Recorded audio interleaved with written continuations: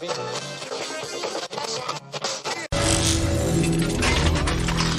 Check Radio.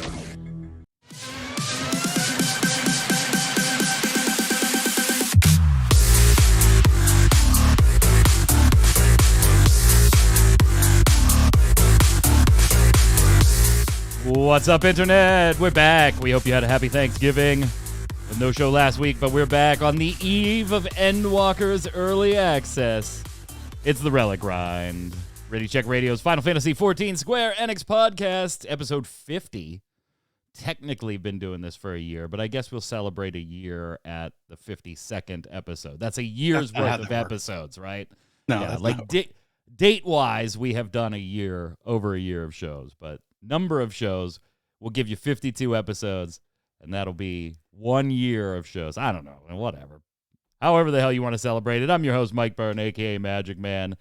And we are just mere hours now, not days, not months. We are just hours away from the Endwalker early access beginning that we thought would never get here and then was snatched from us 2 weeks, or backed up 2 more weeks. So we're going to find out how everybody's getting ready. We've got chat here. They're going to be chimed in. Friends, old and new, stopping by. Thank you. We've got some Final Fantasy trading card game stuff to talk about. Wonderful packed show. I can't wait to get started. I missed this show last week. If you're listening on Spotify or watching on YouTube, consider heading over to ReadyCheckRadio.com. In the upper right-hand corner, we've got all the socials, Twitch, Twitter, Facebook, YouTube, all that fun stuff. Subscribe, follow, turn on notifications, tell your friends if you like what we do here. It's the easiest, fastest, and you know what? It's free way to support us. Also on the line, I know he's ready. I'm looking at him. I don't have him on camera yet, but I'm looking dead at him, and he's got the eyes of a man that's ready. Chris Montoya, a.k.a. Tarkoth. What's up, my friend? I'm doing fantabulous. Greetings, programs. I messed this up last show, so I think I got it right this time.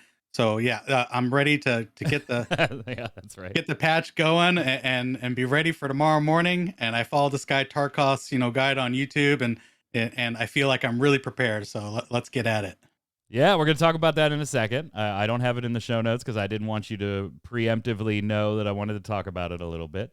Okay. I wanted to surprise you. You're my boy, Blue. Wanted to give you a little bit of a surprise. Also on the line, he's got the headband on. I think I see a bed prepped and ready to go for about an hour from now. Adam Lane, a.k.a. Chronos. That is a bed. That is my Endwalker nap bed, dude. That is exactly what that is. I got my phone charger up here. Went to the grocery store a couple days ago. I've been ready for like months though. So he's been taking practice naps in it. That's how ready he is. I'm just gonna take a practice nap right now and see how this goes. Yeah, I mean, gents, we are just a mere few hours away. It's almost hard to believe that we are finally here.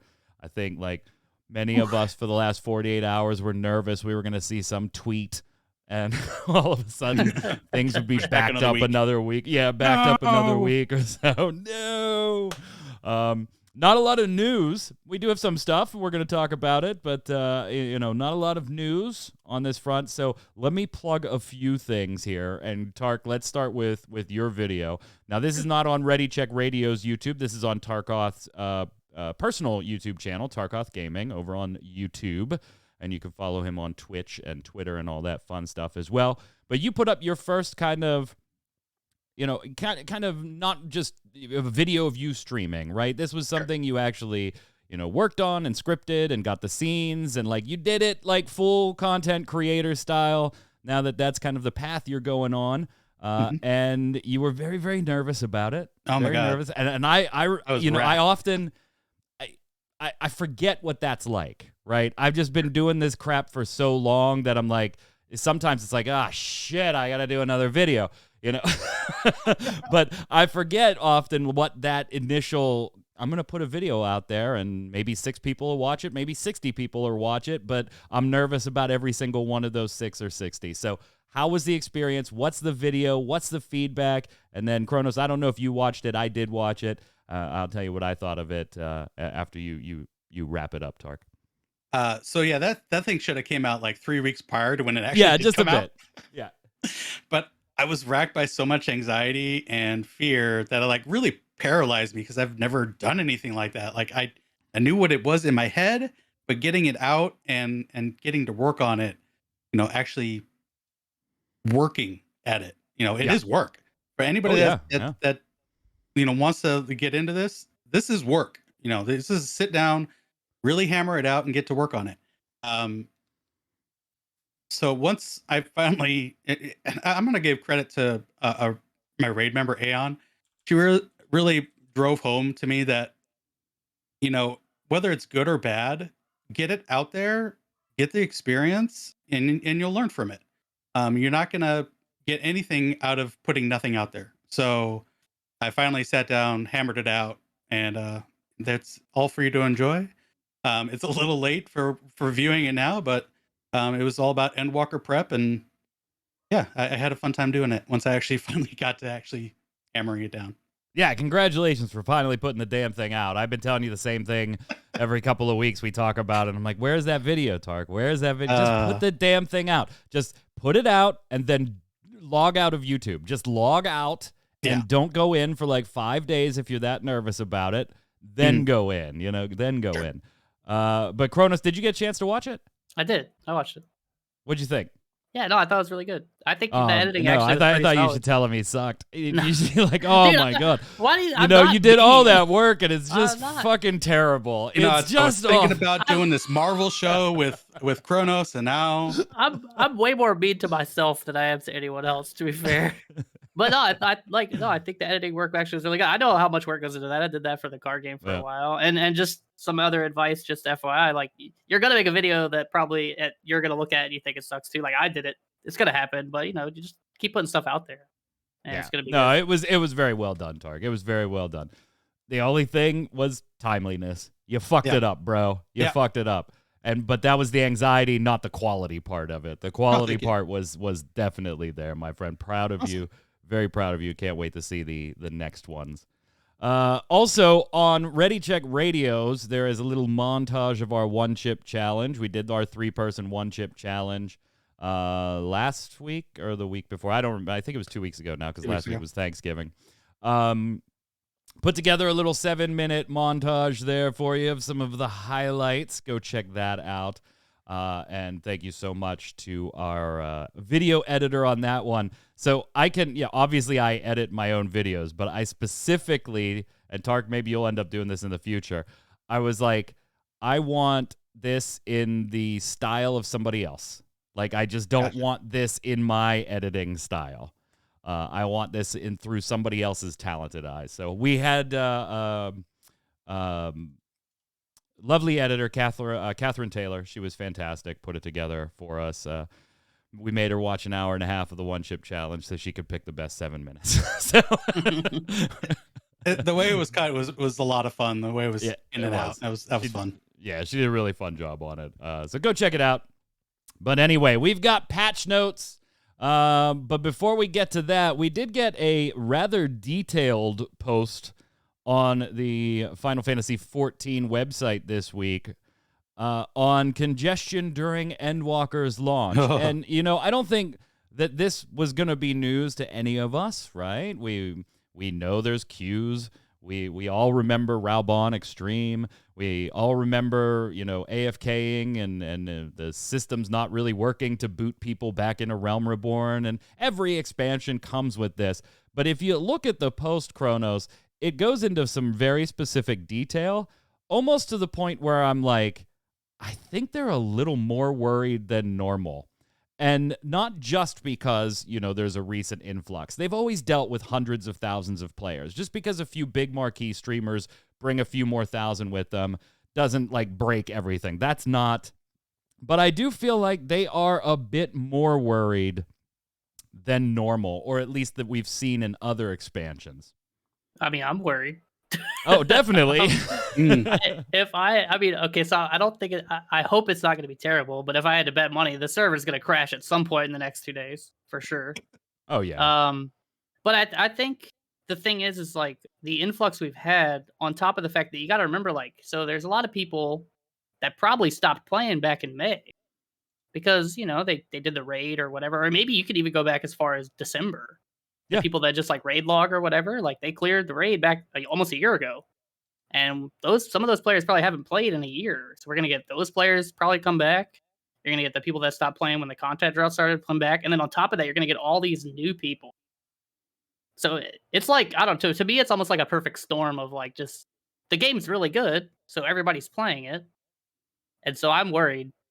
I'm trying to get in there as early as possible and not log out. That's my plan. But we you know, we do have a little bit of a benefit here, Tark, though, in that we now have the visiting other world servers.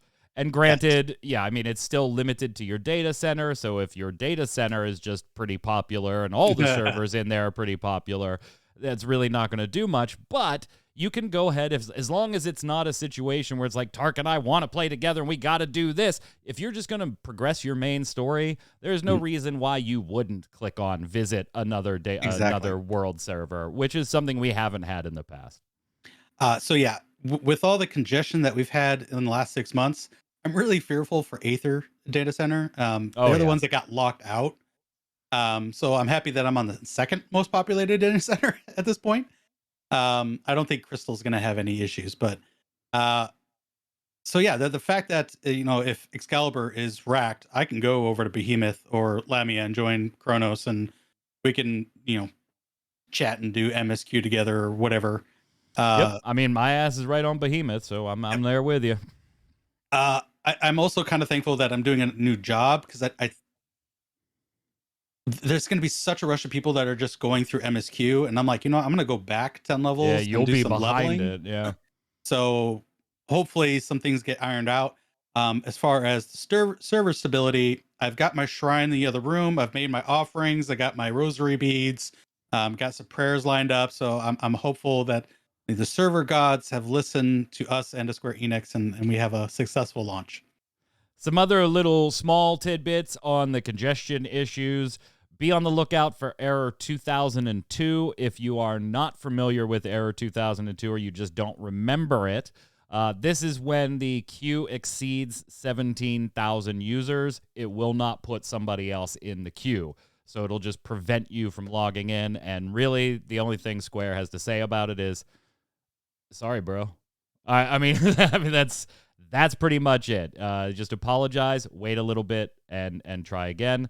They are going to have increased AFK booting capabilities this time around. Again, we'll see how well that actually works. If you've been inactive for 30 minutes, there's workarounds, and I need to know what that means. Yeah, I want to know what the ones they fixed are. Some of the I know the ones not to use. I hope they got the HUD thing fixed up. And there's a few. There is a few you can use though. I can't imagine they fixed them all, but they might have. Yep. They also said that, hey, there might be wait times for Duty Finder related stuff as far as getting into instanced content, whether it's a dungeon or Duty Finder-esque main scenario quests. And they might be splitting, like they did in the last expansion, splitting new zones into multiple instances. So don't forget, if you're walking around with your friend and you can't find them and you both say you're in the same area, probably one of you is in the wrong channel for that particular zone. So go ahead and do that. And yeah, don't expect to be creating characters right now. I mean, that's just kind of silly. I do think, and they've done this before, but they reiterated it here, Kronos, if you are a paying customer, you have priority over trial accounts. Good. Yeah, trial accounts probably aren't getting in.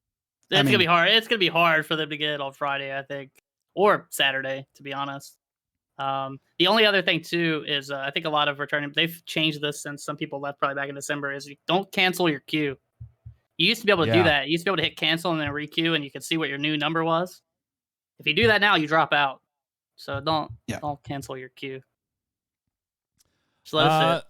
Then we got the official patch notes. Now, we have gone through like 98% of everything that's been in the patch notes in previous episodes, whether it was covering a live letter or some event or some interview or anything. But I do think, in addition to the live letter itself, the full job guide with all the final numbers in it has come out as well.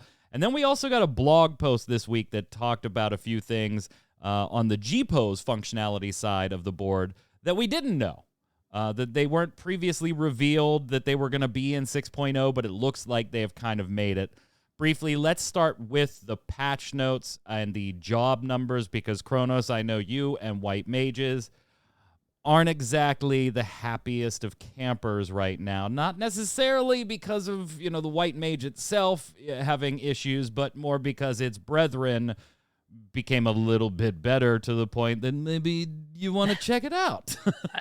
I just want to preface this like how I always do, because I don't want to get hate or whatever. Every job in this game is probably fine. Yeah. It's gonna play fine.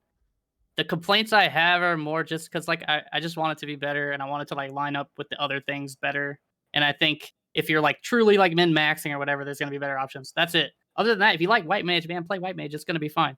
But that said, we're not the most mad. I think monks are probably the most mad players that I've seen. Yeah, monks are probably Earth a today. little. The discords are a little vocal on the monk side of things. I think they use that. What's that new malding? Is what they are. They're malding. White mages are just kind of sad. It's like I said, I think they'll be fine. It's just kind of weird that Astro just feels like they got a lot more stuff than White Mage did. And some of the stuff, the old systems that White Mage had, just doesn't feel like they thought about certain things in certain ways.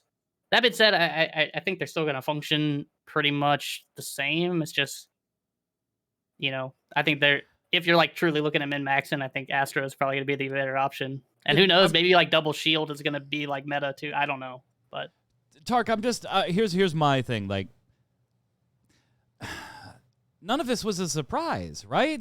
We know specifics about it now, but even I remember a month or so ago we were talking about how White Mages probably felt a little left out in the cold because they weren't getting a whole lot as far as the new sexy or a big revamp or anything. So when I saw the patch notes and the final job numbers and everything, and I'm not a White Mage main, so obviously take what I say with a grain of salt, because I don't main it, and I certainly don't hardcore min-max rate it in any way, shape, or form. But none of this was a surprise. None of it was really a surprise. I guess maybe the White Mages were just a little bit more hopeful that they'd get a little bit more love. Like a little mystery thing thrown in. But they were so good in Shadowbringers. You got to bring up, I wouldn't even say it was the bottom. Astro was really strong too.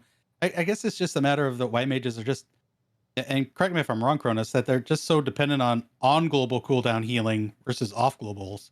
So you have this buff to your DPS cast, but you don't have the off global cooldowns to really help accentuate and take advantage of it. Yeah, I think when they made the overarching change to the DPS buttons, they didn't think about how it would affect White Mage negatively. Because at face value, you're like, oh crap, dude, 1.5 second glare, that's really good. But then you don't think about how it affects Lilies. And so that kind of makes that system weird. And then, now you have this 3-minute cooldown that's probably going to be fine, but it seems kind of niche. And then on top of that, it's Astro's over here giving people 6%, damage like candy. And then they got like these really cool buttons that seem to have more overall usage. So it'll be interesting. I mean, maybe I could be completely wrong, and also just, another thing to throw out is we're going to get a balance patch before the raid comes out. Oh, yeah. Definitely. And this patch that we're going to play on, who cares? Everybody's going to be able to do dungeons and the EX primals. So I'm kind of just yelling into the ether, I guess. But, I like to yell, so it's fine. But yeah, I'm just sad about it. You're representing the 1%. You're representing the 1%. You 1%. Can you angle your camera down, Kronos? You keep sinking. Yeah. Or sit up. Right. Yeah. No, I think he's sitting up there. Yeah. Oh, hey, whoa. Hey. No, I don't want to see your crotch. I'm not trying to aim belly button love. Go. What up? There you go. He's like, here's the Endwalker crotch. Anything. There's a powder for That's that. That's right. From now on, I'm calling my penis Endwalker. There's a topical powder for that.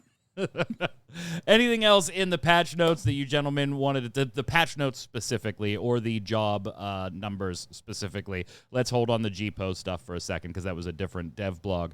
Anything else you guys wanted to hit real quick as we close in on the early access? Since I haven't had time with Sage, I'll go into Scholar. It still feels bad that the fairies are getting kind of nerfed pretty badly. That and energy drain, no MP. But Good thing it's not raising- your main anymore. Yeah, it's not going to be my main anymore. So I mean, it's technically not mine either. I'm bitching about White Mage, and I'm playing Yeah. Paladin and Raid, so you know. we go with what we love and hold dear. But energy drain, not having MP, so you now feel free to use, your Aether Flows for what's actually needed, and not so you're building MP. The Aether Flow actual ability to get your stacks got buffed. Lucid Dreaming got buffed, so that's good. I think it's going to offset, but it's just the fairy that feels bad. I know my double main black mage, red mage, Kronos. You totally missed some things in the patch notes about my red mage friend until you read it like 4 or 5 times. There was the a few I had to acceleration read a lot. confuses me. So the way it works now is it's just an instacast for your Ver Arrow and your Ver Thunder. So you basically get 3 instacasts. You can move like a maniac if you want, and then it always guarantees a proc. So you'll probably do, and then you have 2 charges now. So yep, the red mage is just going to be moving around, and then black mages got double triple cast, so they're going to be running around like idiots too. So I don't know, like I feel like casters are just going to be able to do whatever the hell they want. Like, I don't really see like how they're going to have to stand still. And like on top of that, like procs last for 30 seconds now. So black mage literally can, like, if you you don't even have to plan it out as bad anymore, and just I almost feel like though. So red mage has always been relatively mobile, right? Yeah. But black mage, I've always felt like, and I'm not the only black mage in the world that felt like this. It was always just like, God, you got to know fights so granularly at the very high end of rating to be able to successfully do them as a black mage. Not just do damage, but like do the damage you're supposed to do. Because the movement was so critical. So now I feel like they kind of went, hey, you know what?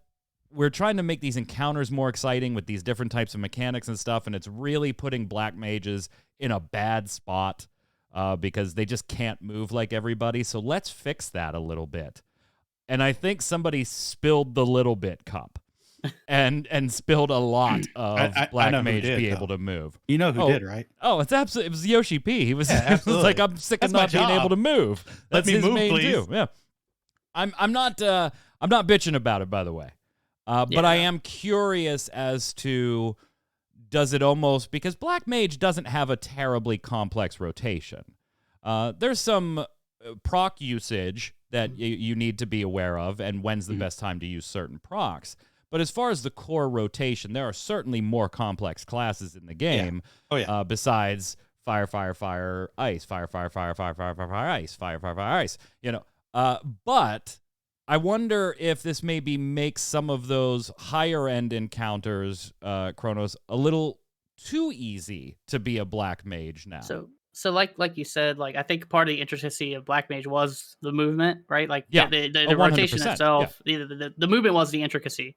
So I think your floor, I always like to think of things like a floor and a ceiling, right? Like the floor of black mages is going to come up really high. I think a lot of people, and I think the floor of a lot of jobs, actually, I think that seems to be their goal, is the floor of a lot of jobs is coming up. The only thing I worry about ironically, at the same time, all the numbers are going down. That's just funny to me, but sidebar. There's going to be people complaining about dealing less damage, I'm sure, tomorrow. Oh, yeah. But so the only worry I have is now you're going to have these black mages who have been doing this for so long, right? Like they know how to like move around and stuff. And it's like now they're going to have more tools they know what to do with. So it's like, is it going to be fun for them? I worry about that, I guess. But that's like a low percentage of people, to be fair. And then the other thing that kind of in the back of my mind is, if we're going to let casters move around like this, is the physical range tax make sense anymore? Like, is there a reason they're doing less damage if casters can like plan their movement this easily? Like Summoner, 90% of their stuff is instacast now. I mean, they have a few long casts, but they're going to be able to move around as long as they play smart. Red mages now, I mean, before it was like every other GCD. Now it's going to be like, okay, if I use acceleration twice in a row, I got like 8 GCDs where I can move around. That's a long time. Same with black mage, right? Theoretically, you could do triple cast and triple cast again. That's 6 GCDs, not even counting your procs. Mart's in chat is absolutely right. Now, I'm just going to be running around because I can. Not because it provides me any benefit, Tark, but just because I can now. where it's just been so ley lines, park my ass here, count 8, 7, 6, 5, 4, 3, ability, move, cast. Now, nope, you're going to watch me questing because I'm going to be streaming on MMO Bomb tomorrow before and after the Always Online podcast. You're going to watch me just solo questing, running and jumping while casting when I can, just because I can. I can't wait. Because you can. Yeah, just because I can. I can't wait. And Enochian, that little thing, Enochian. When I was leveling Black Mage recently, oh my god, like I would just I got one less button on my opener. When I dropped Enochian, I'm like, oh my god. Especially but now it's just okay. You just one less. See, to me, like Enochian is into so a fire or an ice, and you're back. You have it again. Not a big deal. To me, Enochian, like very rarely would I drop Enochian, right? Yeah. Leveling all the time. I've just been playing it too long. So for me, like I said on previous shows. So thanks. You took one button away from my opener. That's really all that does for me. But with hey, someone it's learning one it less though, button. now that's a whole reprieve. So yeah. We did get a dev blog that talked about some additional features, things that weren't talked about a lot in live letters and interviews because they just weren't quite sure it was going to make it for 6.0, but it did. So here's a few things. If you are into the gpose functionality and taking your screenshots, you can look forward to gpose while in performance mode is enabled. So you'll be able to use gpose in performance mode. It wasn't originally planned for, but after numerous investigations and thorough checking, it is an official feature of 6.0. Not just that, though, but it'll replay the last performance action that you used. So that's pretty cool. So even if you find performance mode a bit intimidating, you can go and mess around with it and take some screenshots. They're also, obviously, they talked about in the live letter being able to take some of the gpose photos when NPCs are walking with you for quests and stuff like that. But actions exclusive to transformation and role-playing sequences will also now be replayable so that you can take screenshots of your favorite characters in their best moments, whether that's casting a particular ability or not. So a lot of, if you're into that whole like screen grab functionality and fun stuff, lots of cool stuff that we just didn't know was going to be there now added. This generally isn't my cup of tea. I don't have a full screenshots file folder. I'm more of the, hey, I just did something really cool, hit print screen, move on guy. I really don't get into gpose all that much, but do you guys mess with it? Like Chronos, you probably mess with, well, yeah, definitely for your video. But I could see Chronos and team like on a kill messing around with it and stuff like that. We do what you do. It's essentially like, yeah. Everybody stand still, damn it. The print most screen. Well, so no, we do. Okay, I guess a little bit more complex. We do use gpose, but like the most complex thing we do is like, okay, let's make sure our last action was cool in this photo, and then we hit gpose. I don't use any of the filters. I don't use stickers. I don't take photos of NPCs. I don't do any of that stuff. But I do take photos. Like we take photos after we kill bosses, right? Stuff like that. Really, just after we kill bosses is pretty much it. Or after I get a sweet mount, I'll do that. That's about it. But he won't use the stickers. He won't use the stickers. I don't even know where the sticker button is. I couldn't even tell you where it is on the gpose thing. So one or two last bits here before we move on and talk about some Final Fantasy trading card game. Mysteriously, a few days ago, the version 1.0 trailer of Final Fantasy XIV showed up on the official Final Fantasy XIV YouTube page. Now, many of you may not remember this trailer because you just weren't version 1.0 people like some of us in the world here, or hell, it's just been so long you may not remember it at all. And so we kind of don't know why. Is it just a little, hey, now that we're going into what will wrap up the storyline, let's take a look at the trailer where it all began? Is it indicative of something coming down the road? Whether that would be, some people speculate, a classic server type thing. I've expressed my opinion about that, and I don't think that's going to happen on previous shows, but some people think maybe this leads to that.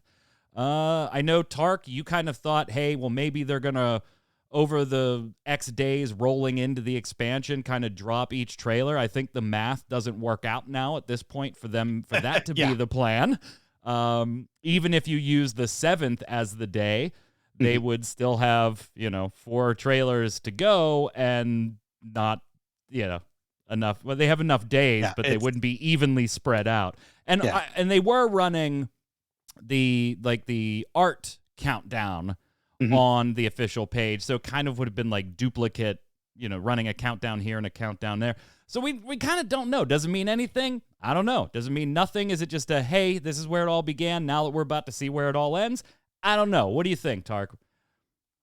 I have no idea now. I'm guessing it was just a matter of, if we had seen the 2.0 trailer and then the 3.0 trailer, like, okay, this all makes sense. This is like reliving, bringing back some memories. This is cool. Get us hyped for Endwalker and finally the end. I'm guessing this is just a matter of, hey, this is where we all started. Beautiful trailer. It is a great trailer. I wish the game had matched it. The game looked good. Yeah, well, polygon-wise, it did match it. Yeah, beautiful. Polygon-wise, it did match it. Woo. Gameplay-wise, go play Minesweeper. That's about it. No, there was some good stuff in there, but so someone figured it out. I mean, they didn't figure it out. The Reaper on the card he's holding. But the problem with I saw that too, where somebody was like, "Look, Reaper was in the original trailer." But if you look, that's not actually the Reaper. It's a botanist. That's the botanist. It's actually a lev that exists in the game. Yeah, it's the botanist. Yeah. So I mean, there's a couple things. Like, first off, like I saw a lot of people were like, "Oh my god, it's Arbor." This is not Arbor. No. So I think this is Derplander. It's Derplander. I think you missed one thing of detective work. Actually, if you go to their YouTube channel after they dropped this video, they added playlists that day of all the trailers in order. Right, but they didn't republish as a new video. They didn't republish. But I think it's kind of what Tark was on the first time. I do think it's just, hey, here's all our trailers, and this is going to be the last end of this saga, kind of thing. Because I think people are reading a little bit too much into this. It's like, so it kind of was right. They just basically organized playlists of all the languages. Because there is no way they're making vanilla Final Fantasy XIV, dude. Have you seen Yoshi P's face when people ask him that question? Oh, yeah. There is no way. He doesn't even want to think about it from a technical standpoint, let alone a why would you play it standpoint. I don't think he wants to remember it from what he had to do and his experiences during that time. Just, no. It's a trying time. It's a dark time. Right. So let me ask you this too. Then we got it was nice to see the trailer. Whatever it is, if it's just a little nod, and hey, here's the playlist with the rest of them. That's cool. I enjoyed seeing it. Did you guys see the Sia video today? They came out. I did. The Fly Me to the Moon rendition. What did you guys think of that? Have you not seen it, Dark? I have not seen it. I saw that it was available. I haven't actually looked at it. It's interesting. It caught me off guard. It wasn't something I was really expecting. It's kind of cool. Yeah, no doubt. Like I really liked the video. The video portion of it. It's beautiful to watch. I also liked the rendition. I know a lot of people didn't. It is very different from Sinatra's classic "Fly Me to the Moon." Although I did like its use in where we're headed for Endwalker. That's kind of neat. And I like the rendition. Some people not so happy with who Square Enix decided to collaborate with due to some past issues on Twitter with the making of movie and ableism claims or accusations, stuff like that. But as far as just the content, I actually kind of really liked it. I know some people didn't as far as the rendition, but I listened to it a couple of times. Like, I was talking to Q, and she was like, this is just weird for me. And I was like, I really like this. I'm not going to lie. It was a little weird for me, too. But I don't think it was bad. Like, yeah. I didn't watch it multiple times, though, because I made sure, there was no new footage or anything like that, which there's not. It kind of does what the playlist thing does, too. Like, it goes through the trailers a little bit. Not as slow, right? A little bit faster, but...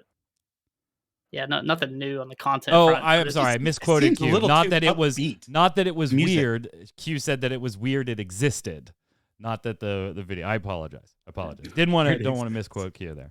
She'll beat my ass after this. Just body slam me. She just hurt me. She jumps off top ropes with the elbow type deal. Final thing, gents. Hours. 4 a.m. Eastern Standard Time, so we are about roughly 8.5 hours, barring any issues with maintenance being extended or anything. What are your plans? What are you doing after the show? Are you getting up at 4 a.m? Are you waiting till a few hours later when things calm down a little bit at least and maybe aren't as launch crazy? What is the plan for you, Tark? So I have a show as soon as my boy Piers gets home. We're going to go over patch notes. And then I got to go to the store, get a couple things. That way I'm totally prepared. Don't have to go anywhere for like a week. Are you doing a show after this show today? Yeah. Over on your channel? Yeah. Yeah, I mean, go ahead, plug it, brother. Tarkoth Gaming and on YouTube. We don't know the exact time yet, so check it out. Even more reason to follow you on Twitter. Yes, follow me on Twitter, Twitch, YouTube, all that fun stuff. So you got the patch notes show, which by the way, did you see that they were streaming the patch notes reading and stuff like that? And I was like, it is like 3 a.m, Yoshi P. Go get a couple hours while tech transfers from the dev environment to live environment. It was 3 a.m. when he was doing it? Yeah, no, it was 2 a.m. our time, right? It was like 2 a.m. our time. Yeah. Okay. So reasonable time. Go get a nap. Go get a nap, my man. Go get a nap. He'll sleep after Are you a 4 a.m. person, Tark, or is it bright I'll be early? up at 1 a.m. my time. Yeah, absolutely. Yeah. You're West. So yeah, Coast, I got to go to the store, get a couple things, and then it's a good power nap. Then we will be going Sage to 80. At that point, we'll be cutting off YouTube because we don't want to put main story quests on YouTube until a little bit later. We'll put out a few vids, big reactions in a week or two. And then yeah, we're just gonna have fun with the game and gonna go hard on it. I want to be on primals by Sunday. So I'm not doing 4 a.m. Fuck 4 a.m. Yeah, I mean, I love the game and everything, but there is no reason. I am not like trying to pull a Tark or a Kronos and have the extremes and shit done by Saturday night, Sunday. No, forget that. I'm gonna play it at my own pace and enjoy it and have fun.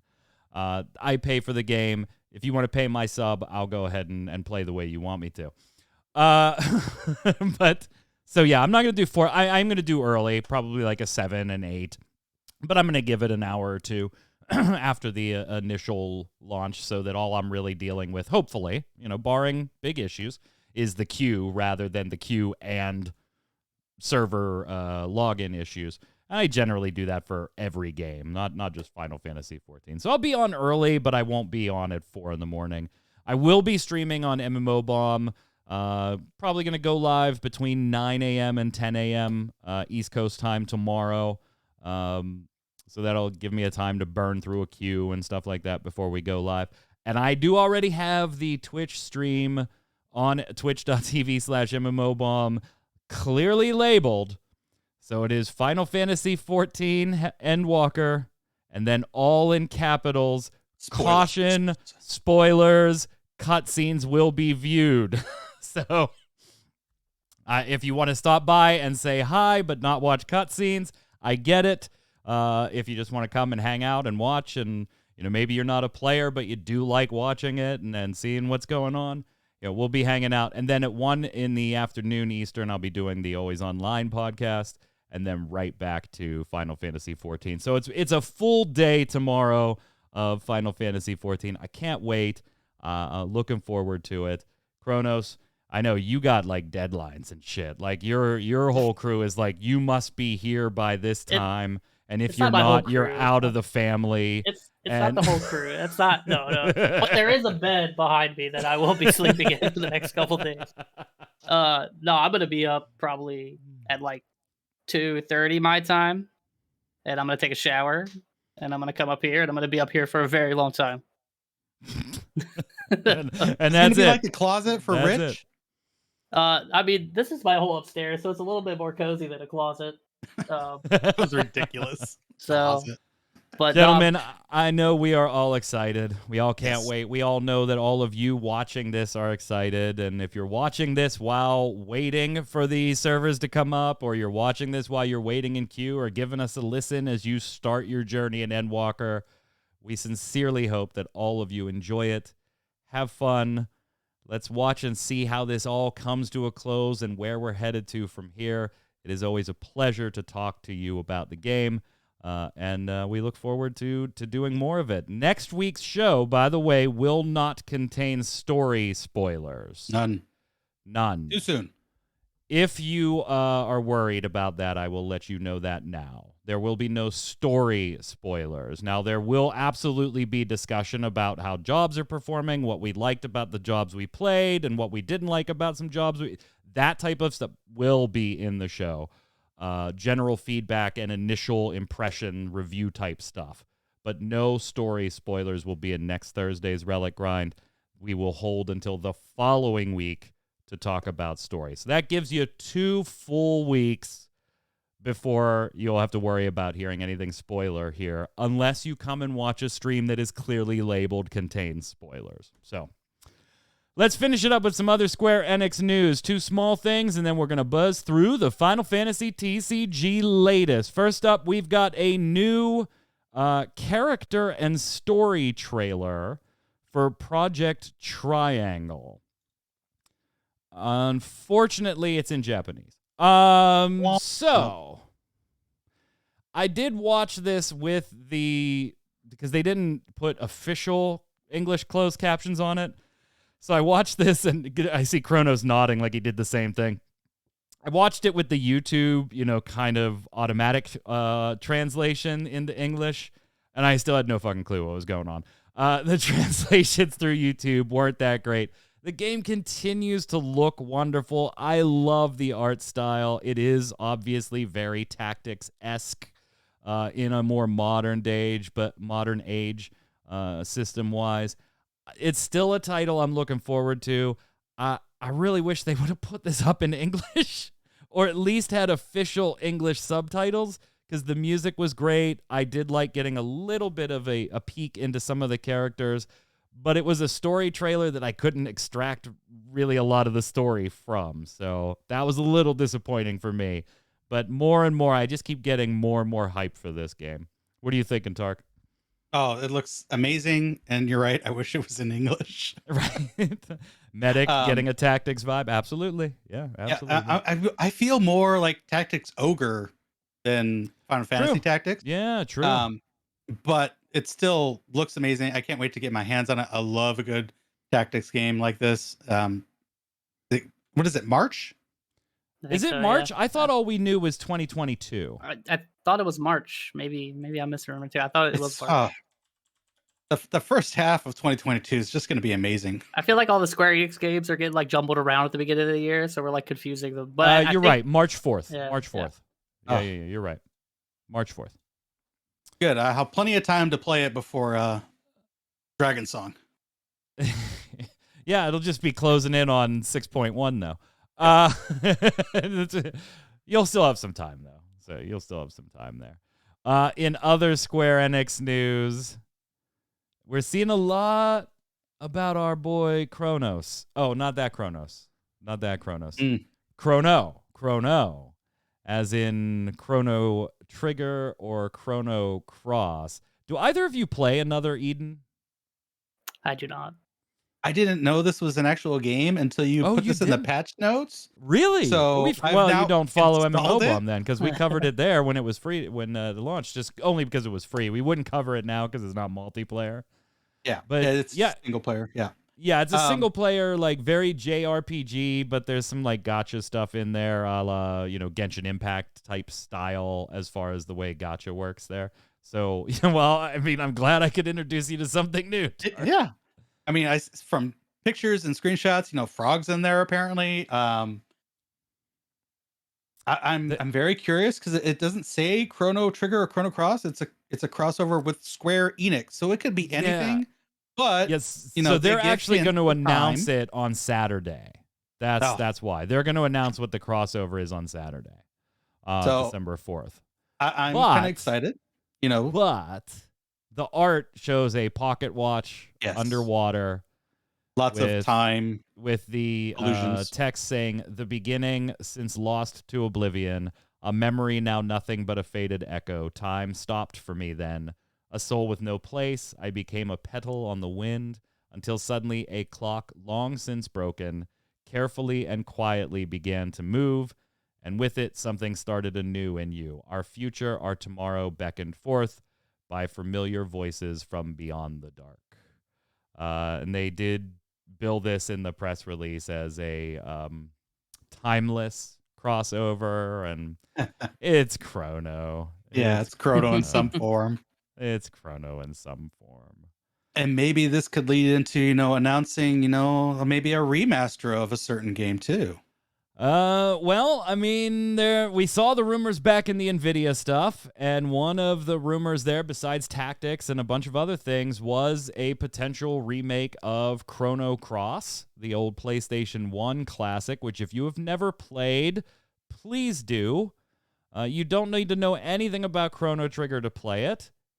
There's some nods and some late game stuff, in particular, if you have. But if you haven't, you're not going to be lost. And I loved the battle system in Chrono Cross. I thought it was very, very cool, very different compared to some stuff even now, but more importantly back then against its contemporaries.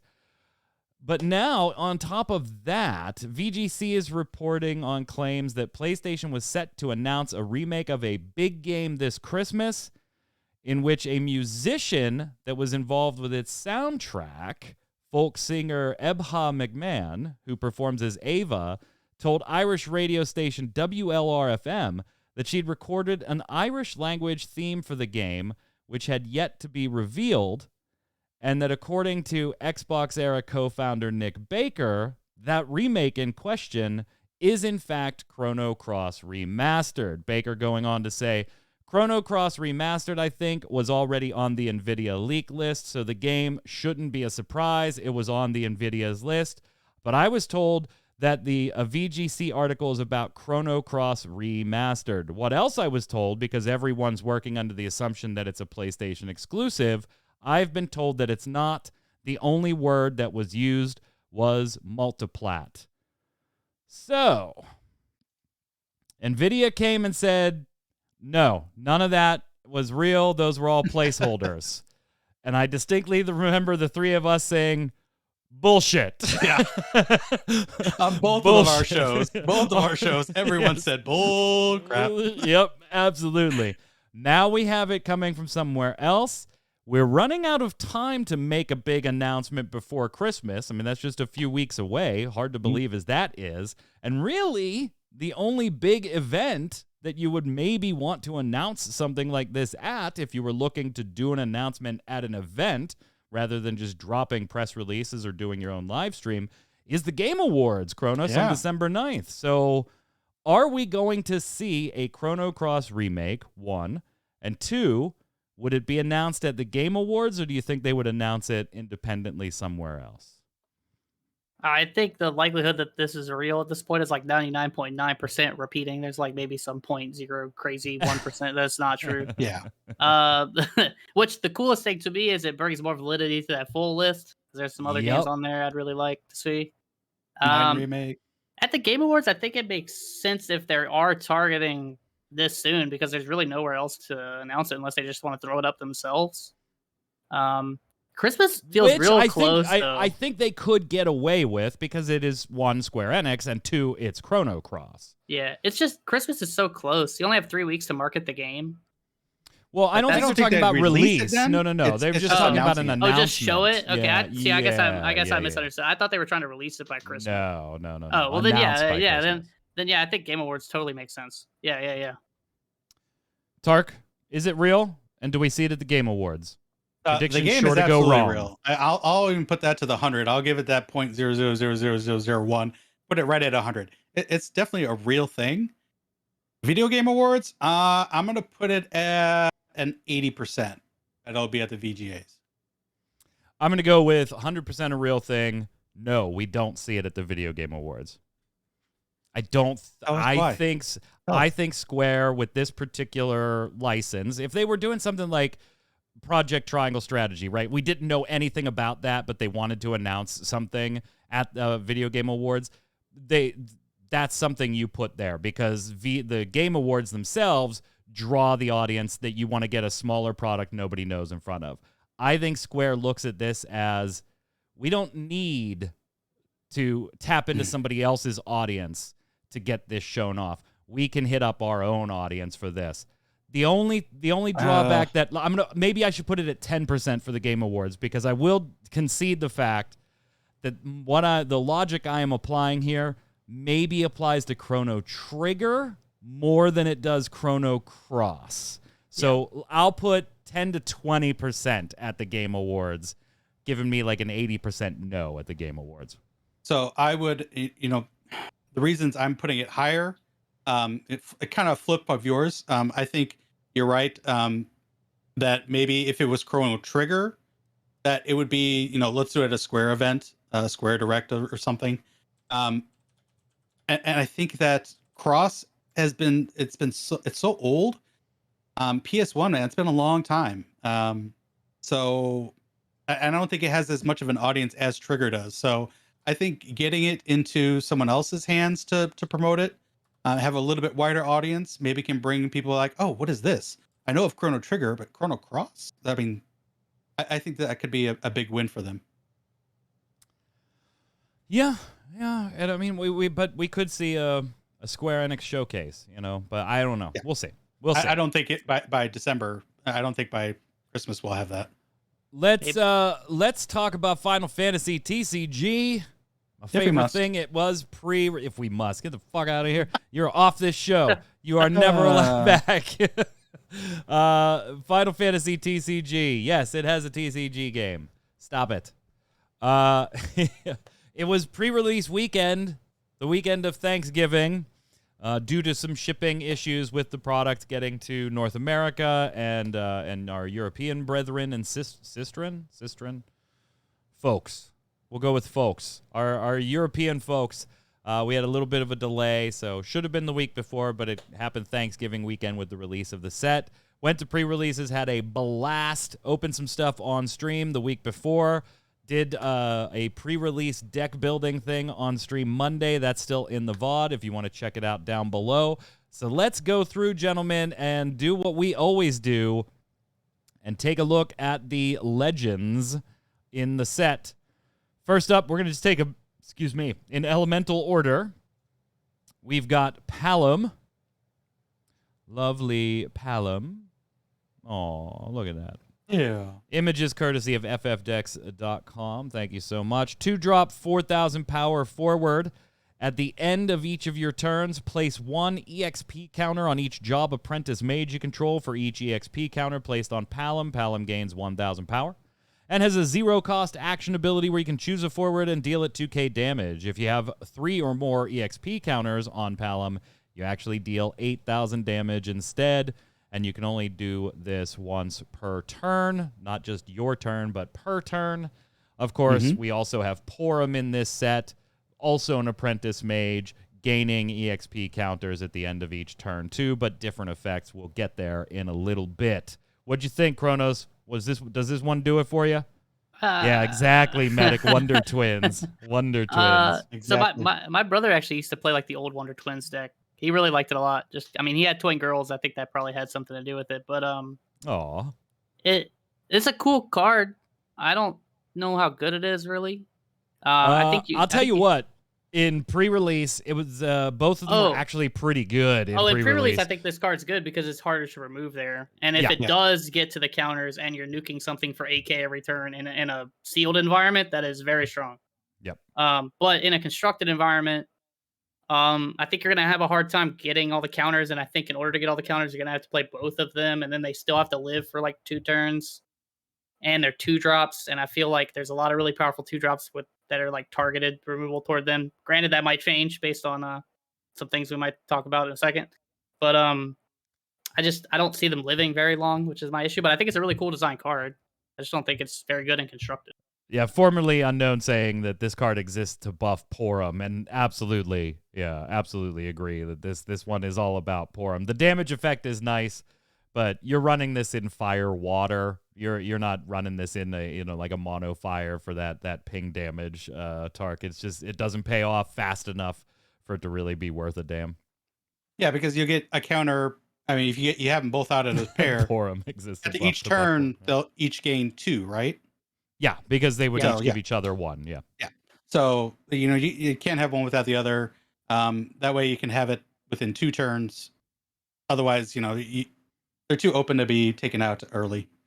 There's also an awful lot of removal aimed at 2-drops right now, like specifically aimed at 2-drops, specifically because of Sophie in a lot of cases. But unfortunately, Palom and Porum get caught in that little bit of crossfire for being a 2-cost. Not one of my favorite legends, but it's fine if you want to run that fire or water thing. And some people do it in like a Cat 9 package predominantly, but you could splash this in because they're not really dependent on anybody but themselves. There are some synergies with some other cards that might work nicely, but they've time to bust out Shadow Lord. If you're just busting out Shadow Lord, you're a little bit behind. There's a couple decks that I have a 1 of Shadow Lord in. And there's a couple decks I'm about to run the Opus 2 Legend Emperor in. So, yeah, get wrecked. Now, let's take a look at the other Fire Legend, and that is Firion. The pre-release sleeves themselves, Firion. I actually this is do good like art. I like the art. Yeah, I do like this too. The custom art, when they do it, it's really good. I wish they did more of it, honestly. 3-drop, 7k fire forward, that when Firion enters the field, you can pay a crystal. This is the new mechanic in this block. Basically, if you're a Magic the Gathering player and you need an analogy here, think energy. You gain a crystal, and then you can spend them on different action abilities that certain cards have. They're unique to the player. They're not on any specific character. So you gain a crystal. When you do so, draw a card. Firion gains 1,000 power, haste, and first strike. That effect does not end at the end of the turn, so pretty much worth paying that crystal. But he also has an action ability that you can spend a crystal to gain 3,000 power until the end of turn. Now, that ability obviously going away at the end of turn, but a very fast, big, cheap threat with first strike if you want to get in early in a fire deck at the expense of just 1 meager crystal. Kronos, while you're talking about this one, I wonder what you think of the crystal mechanic itself now that we've had some time to mess around with that too. So it'll kind of relate to this card a little bit, actually. I kind of wish that they had maybe taken a bit more risk with the crystal system. It really feels like there's not a lot of, like, outside of a couple cards, which there's one we'll talk about, actually. It's hard for, like, the card itself to kind of, like, sustain, and the cards that gain crystals are better in certain elements than they are in others. And then some stuff, it's just like, do I really want to dilute my deck with these cards that do nothing but gain a crystal just so I can use another card later that can use it? And then sometimes you're going to have games because it's a card game with variants where you're going to play that card, like this card, for example, and you're not going to have a crystal. And it's going to feel bad because then you just played a 3 CP 7K this blank. But think back to like Opus 4 and when monsters were introduced, right? Like there wasn't a whole lot great going on. But they were hard to hit. That's the thing. Well, but I'm talking about the introduction of a new mechanic, not making monsters analogous. Whatever. Yeah. I'm talking about the fact that this mechanic is going to be a full block mechanic. So Crystal Dominion and the next 2 sets. Well, I hope it's more than just 2 sets. So I think we're going to have expanded. It's going to be expanded as we go here. So I can kind of understand why it wouldn't be like, let's front end a shit ton of power in the first set that we introduce. Like one of the cards that we're not going to talk about, like Kefka, for example. I think he's one of the cooler crystal spenders. But like, you're going to get 4 crystals, man? Where are you going to get them from? 3, but yeah. Or even 3 is a lot.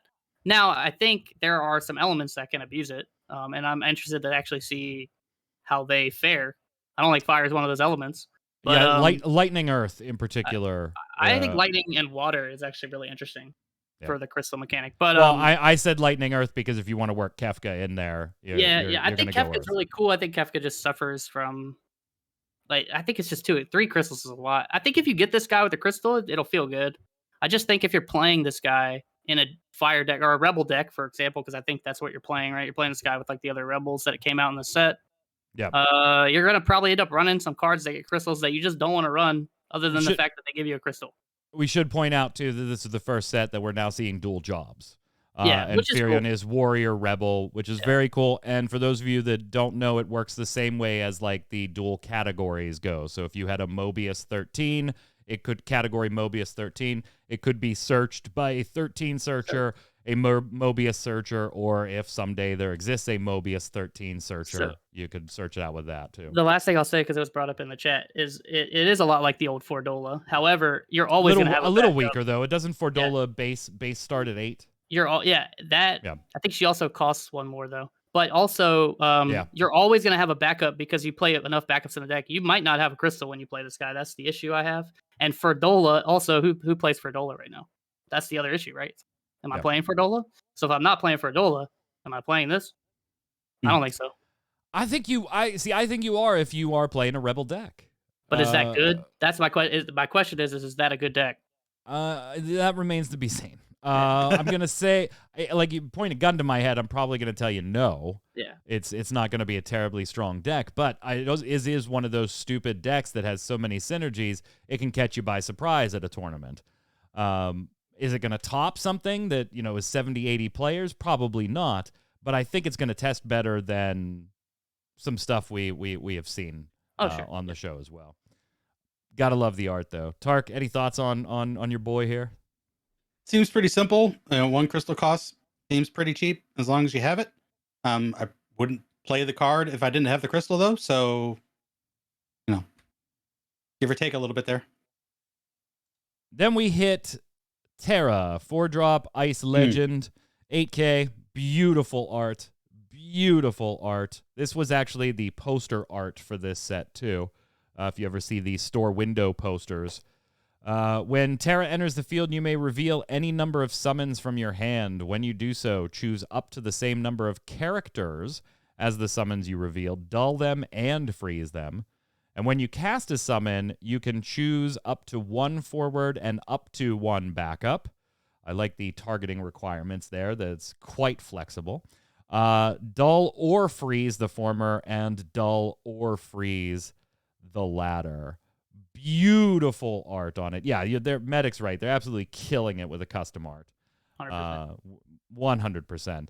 This card was a beast in pre-release if you happen to draw it. Now, we're talking about Legends, so the chance of a draw is pretty small out of a 9-pack pool. In one event, I did get it, and there are quite a few summons in this set because there's a few reprints of older summons that, in fact, on some of them dropped rarity, now making them pauper eligible, which is interesting. So this card was quite the beast. Quite the beast, Tark, in pre-release. What do you think of Terra, the lovely lady herself? I concur. The art is amazing. Right? Even better than Firion. Just I've always envisioned Terra to just be this beautiful, half Esper, half human. This card just it nails that thought and aesthetic. As far as her abilities, I was like, this is awesome. I love this. Yeah. She is, it really embodies what she is as a summoner and Esper. It's awesome. Hey, she's Good a card. Magitech Knight. And at 4, that's even. She's even a better. Magitech Knight. She's not a summoner. Oh, Get out of here with that okay, shit. all right. Look at the job it's on her card. She's a Magitech Yes, I see Knight. Magitech Knight. Cat 4, you maybe didn't get a ton of love this set. It was more a Cat 6 and a kind of by proxy a Cat 5 since there was, Rebel/Warrior support in there.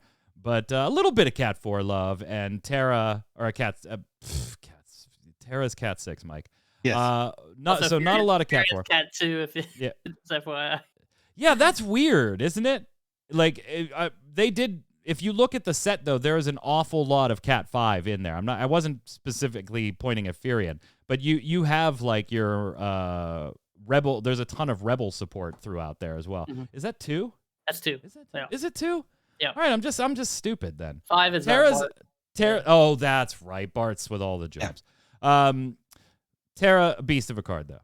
Beast of a card. Absolutely love this legend. I always like the old Unai decks, Chronos. And Ice has always had that fun, flicker effects. And when you do summons, do this. So, Unai flickering on summons. You've got the 4-drop Renoa that flickers forwards. You've got different backups that when you cast a summon, go ahead and dull something. Like, I always liked that, building on the idea of summons. However, Ice has some of the worst summons in the fucking game. So you kind of want to build in another element, but Terra, definitely one that I think I'm going to play with a little bit. I do really enjoy the functionality of this card, and the art being great is just a benefit. Yeah, I think the new Shiva could be pretty interesting if you're doing like a mono ice like Shiva type thing. That's what it is. Thank you, Final. That's why I was thinking Cat 5. It's the field of generic jobs. Oh, okay, yeah. Yeah. Thank you. And we got a ton of them this set. Go ahead. Sorry. Oh no, yeah, that was pretty much it. I was just saying, I think it could be interesting, like if you're running like the old Shiva that buffs based on like the Shivas that you play, and then the new 1 CP Shiva, which I actually think is really good. That could do some interesting things. I don't know if it's like gonna be the mono ice of old or anything like that, but she's really good. I think she's a really good card. Yeah, I don't think so. Ice did get some discard help though, and honestly, as much as I hate playing against discard, I'm just not generally a fan of the style of play that a discard deck does.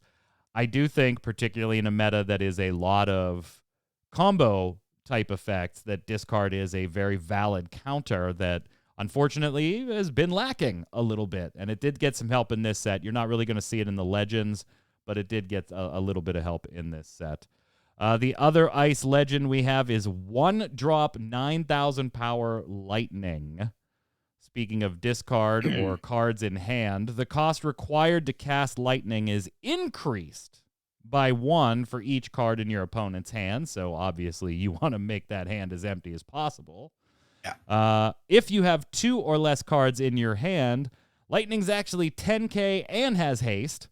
And at the end of each of your turns, if each player has no cards in their hand, Lightning deals your opponent 1 point of damage. So just as I was speaking about discard getting some help, while this card doesn't, facilitate the discard strategy, Chronos definitely capitalizes on a discard strategy in a very, very big way. Yeah, this card's cool. Damage done. Yeah. This card's really cool, but it missed its peak by about 10 sets. Yeah. But this, could you imagine this card in Opus 5? Holy shit, it'd be bad. Yeah. But I think as of now, it's really hard to get some of this stuff to work. Like the 1 point of damage, I think it's going to be very hard to accomplish, even on the cheap body. I think she could do some interesting things with like the Barts from a couple sets ago. Just like if you get the point of damage if you get the point of damage in that deck, it's a bonus. Otherwise, you're just playing a 1 CP haste that's a 9k. It's pretty hard to deal with.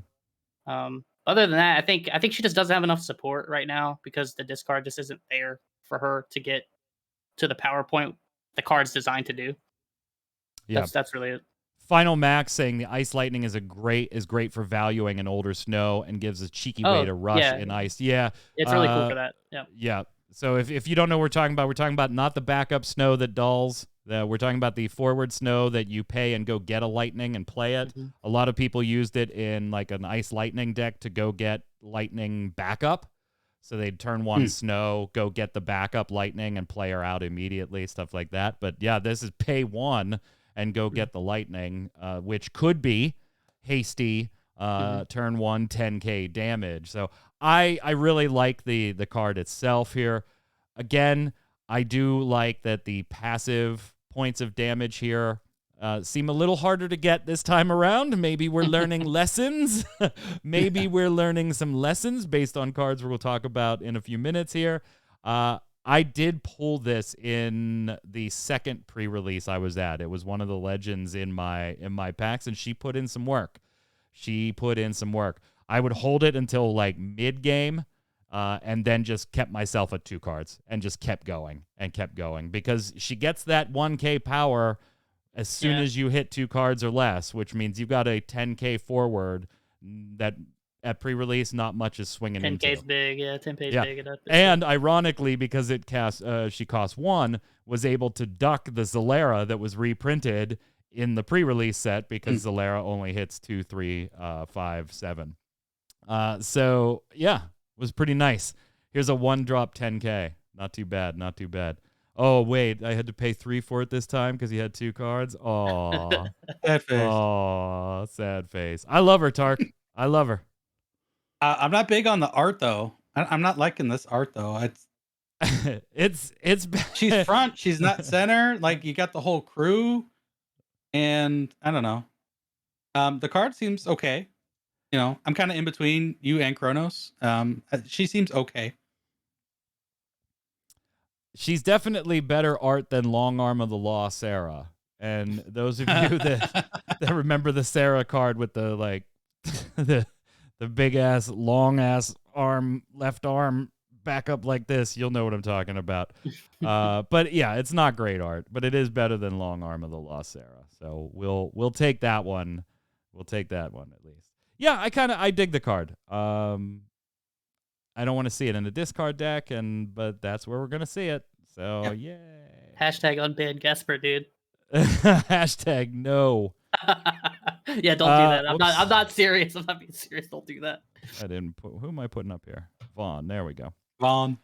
Yes. I don't have a lot to say about this one.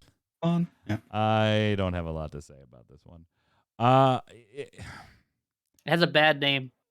Yeah, it has a very unfortunate card name. There's just so much conflict with the name here that I don't think it's gonna see much play at all. We've got 4-drop 8K.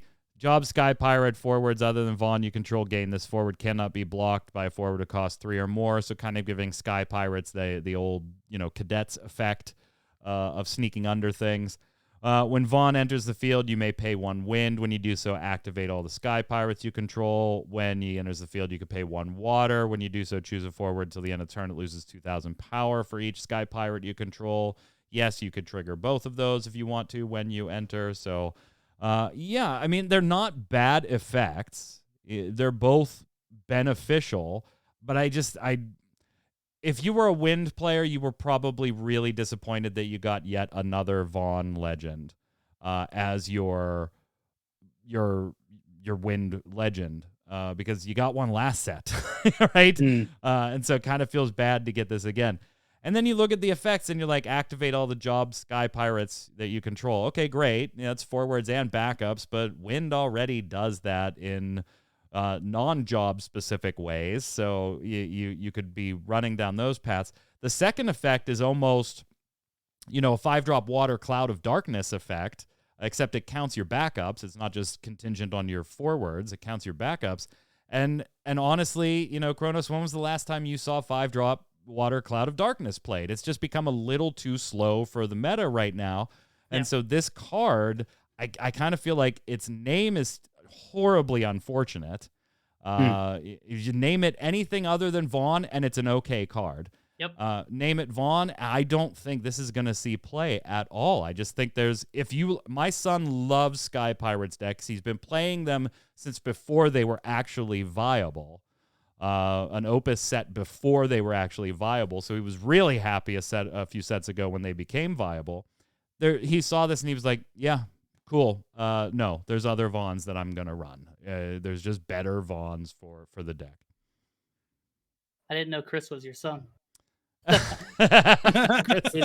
He's been doing the same thing. But no, yeah, I think the problem is the last set's Vaughn is so good. The last set's Vaughn is what made. Well, it didn't make Sky Pirates work. There's other cards that make it work too, but he's damn good. It gave it a bigger payoff. Yeah, it gave it a bigger payoff. This is not going to replace that. And I don't. Yeah, maybe that you'll see some people run like one of this or something. But I don't even think so because the other Vaughns that you want to run don't have a special. Yeah, I mean, I just so there's really no benefit to potentially handlocking yourself like that. Yeah, I don't think Medic's right. I think Medic's right in chat. It should have been named Redis. If it was Redis, it would play. You'll see play 100%. Yeah. Yep. Tark just flat out agree on this one. Yep. No, absolutely. Because I remember talking about Vaughn the last set, so remembering how good he was there. And then I was like, well, that's 6 to get full benefit out of both of his abilities when he lands. But then there's nothing. He's just AK after that. So it's like, I'd rather play the other Vaughn than this one. So I agree with guys. And to on the artwork, I never did like the cartoony artwork. I don't know what it is. It's the Revenant Wings, I think. Yeah, artwork. it's the Revenant Wings artwork. Yeah, I don't like the cartoony stuff. Yeah. Formerly Unknown saying, if this was Balthier, he'd be great. I don't think so either. I think it'd be more playable, but I think you still want the other Balthier. It'd be better, yeah. The other Balthier really good too, just bringing stuff in for free. Although, you know what, formerly, now that I think about that, though, is you might be running backup Fran more than forward Fran in more or in new Sky Pirates decks with Crystal Dominion. So maybe Balthier doesn't, the current Balthiers don't become as important because you're gonna, jote and Majourn your way into Fran and stuff like that instead of using Balthier to do it. So maybe. I still think with Balthier you still have some name troubles though. But let's say if it was named Balthier, it would really limit how you built Sky Pirates. The fact that it's named Vaughn, I just don't think you even consider it for a Sky Pirates deck. It's just the worst name. I think. Yeah. Yeah. Just a horribly unfortunate. If you keep it to this set, then okay. But yeah. What do you mean? Like if you were playing just this Crystal Dominion. Oh, so if you were doing just a sealed thing or something like that. Yeah. Yeah, I think the problem when you run in just this set, how many Sky Pirates are there? Right. That's the other issue you run into. Okay. The other Wind legend, and I just feel from like mono Wind fans, your legends just, Womp womp. 2-drop 8K, Kain. When Kain attacks, select one of the 2 following actions. You can draw a card, or you can activate all the characters other than Kain you control, and at the end of each of your turns, if you don't have a crystal, your opponent gains control of Kain. And I do like the brainwash Kain effects we've done a couple different times, right? In different ways. I do like that thematically those are on point. To Kronos, your point on this one, the requisite of a crystal in a set that doesn't have a whole lot of crystal generation yet, and this actually requires that you just don't spend one. Yeah. You just have to have it on you at all times. Thematically, I love the card. Thematically, I love the other Kain that bounces back and forth. But if you're a Wind player, Tark, I kind of feel like you're looking at both of the Wind legends going, well, I hope the heroes are good. Yeah. I hope the rest of the set is good. I think that's awesome that he bounces back and forth. I haven't played 4 recently. That feels good. Got to get him brainwashed. There was another cool one where he played in an earlier set. If you played a dark card, he'd swap sides. So if you played an evil guy, he would swap sides. It was pretty cool. Yep. I love thematically that they do stuff like that on all the cards. Medic saying you'd play it for the meme. Yep. Definitely. Like, if you know your opponent isn't playing crystals, too, you could have some fun with that, right? Where you just keep it going back and forth. But, yeah, as far as, it's Job Dragoon, so you kind of start looking at Dragoon decks, but Dragoon decks definitely, they still don't want Wind in them. Some people run the Wind Kain, the other Wind Kain, that can be helpful to that deck, but most Dragoon decks, if they're not mono lightning, they're lightning water, right? Because they want Freya and Cherry Blossom effect and stuff like that. So I don't know. This, I think, is one of the legends that's further down on the list in this set for me. I actually like this card.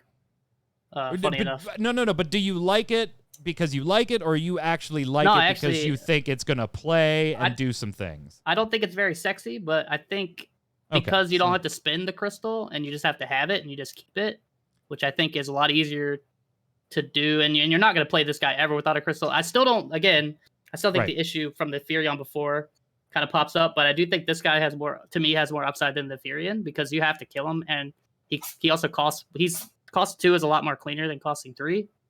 And then he has to die, right? if I just get to keep attacking with this, I'm either drawing a card or activating all my dudes, which essentially means I'm gaining a massive amount of CP and win. Like, I mean, granted, there's already effects that do that, which is probably the thing. Also, he's an EX burst, which is interesting. I don't think you're playing the Student Dragoon decks, though. I think he's No, just not like a at all. generic card that's good. I think that still might cause him to fall short, though. I just don't think he's bad, I guess. I think so I don't disagree with you. I said I like the card and I like it thematically as well in addition, but I just think if you're playing Crystal, you're trying to gain Crystal points for something.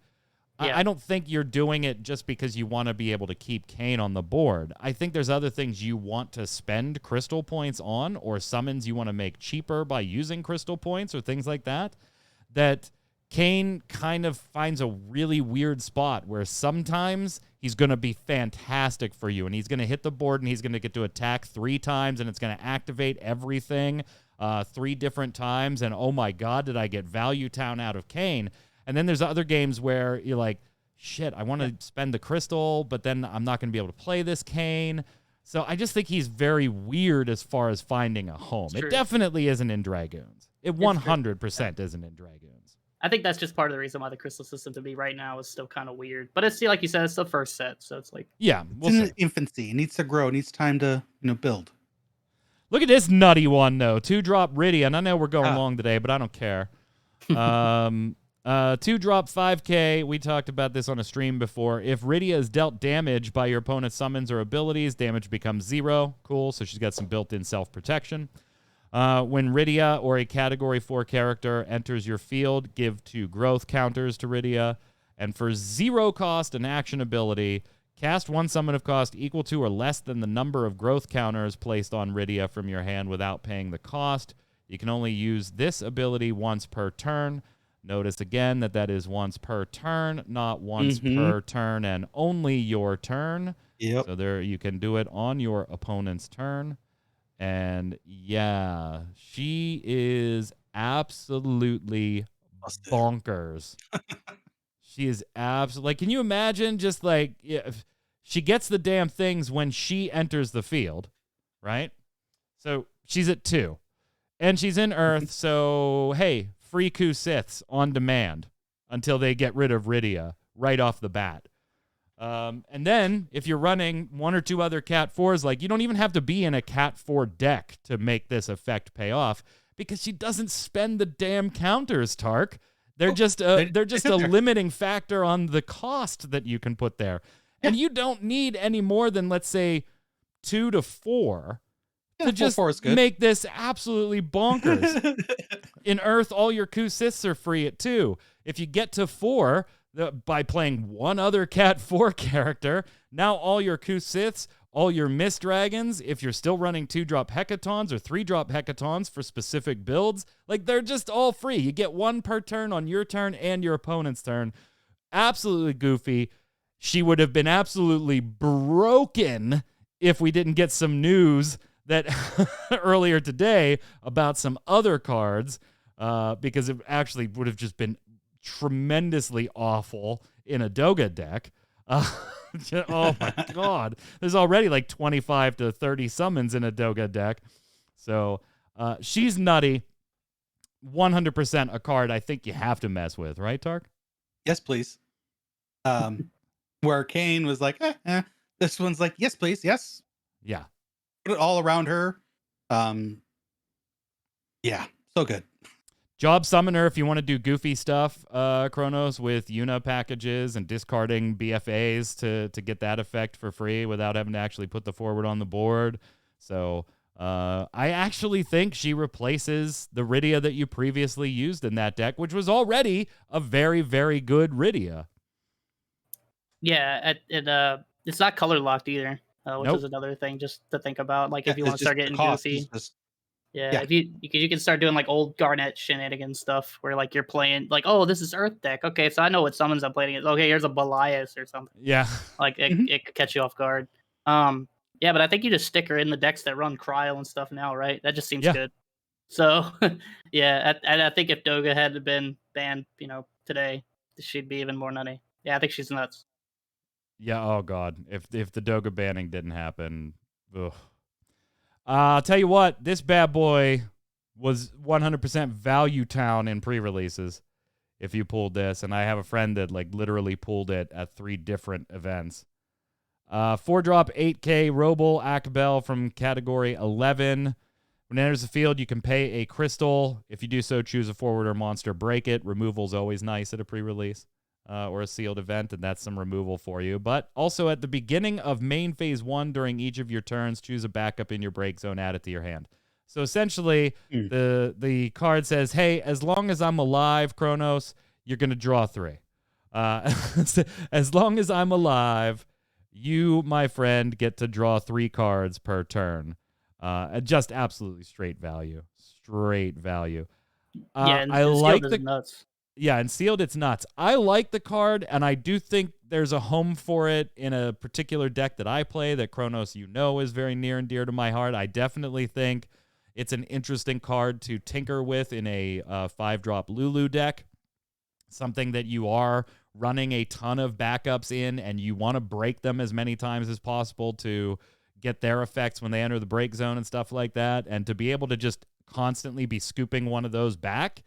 I think there's a home in there. I question how much of a home he has in some other decks, though. Yeah, I'm kind of with you on that. Like, I think the other thing too is like you're gonna want to run crystals at some point in a deck. And the Earth stuff, while the effects are cool, I just don't know if I'm running the cards that build the crystals, which then means I got to put it with another element. And if you start doing that, and you're looking at this in like a cryo deck, like with the Raideo that we just looked at, I don't know if he finds room. I think the issue is he's not a bad card. No. Everything he does is good, and I mean, worst case, like you said, you're drawing 3 cards, right? That's 6. Getting 2 CP for free every turn, very underrated thing. Like, yes. it doesn't even matter what the card is. Like, 100%.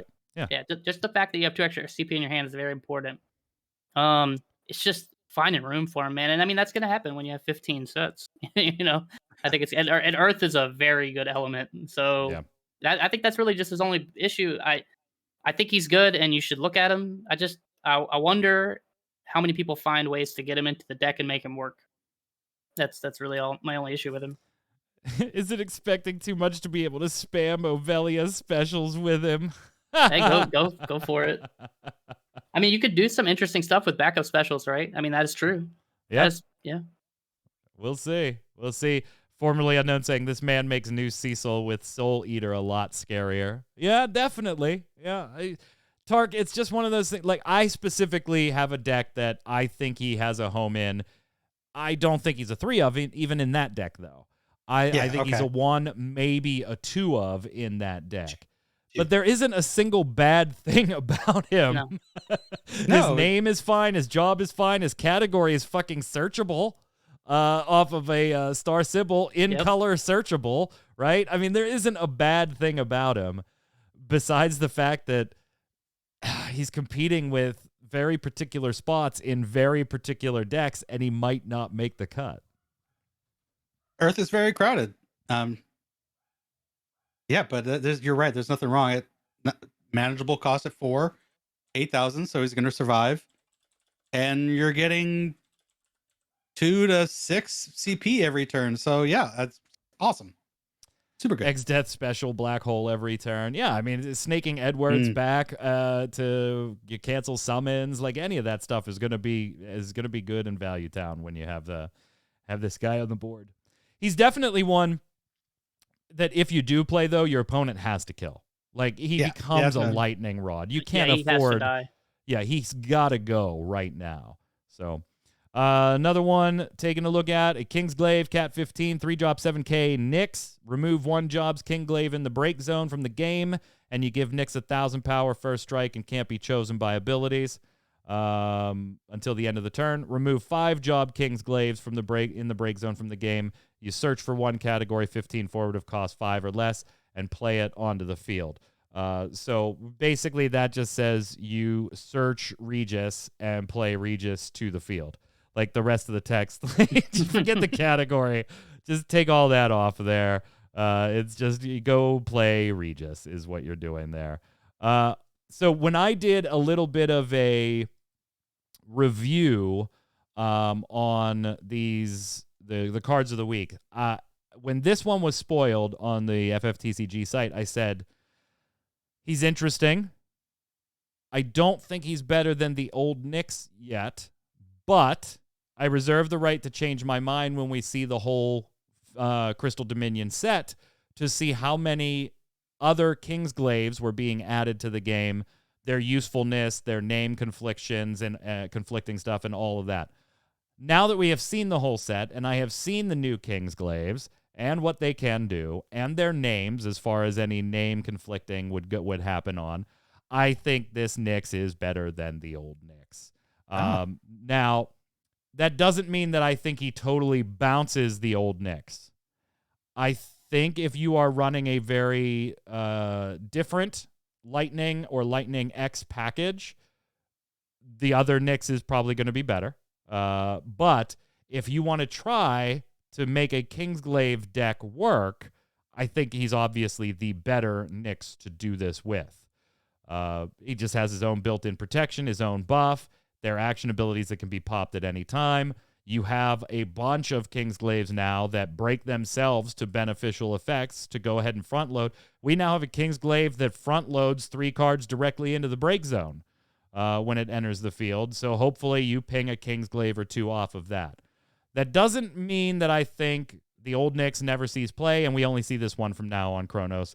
But I think if you are trying to do a Kingsglaive package, and people were already trying to do it prior to Crystal Dominion, it would always be Kingsglaive X. You know, they weren't strong enough or full enough to be a deck on their own yet.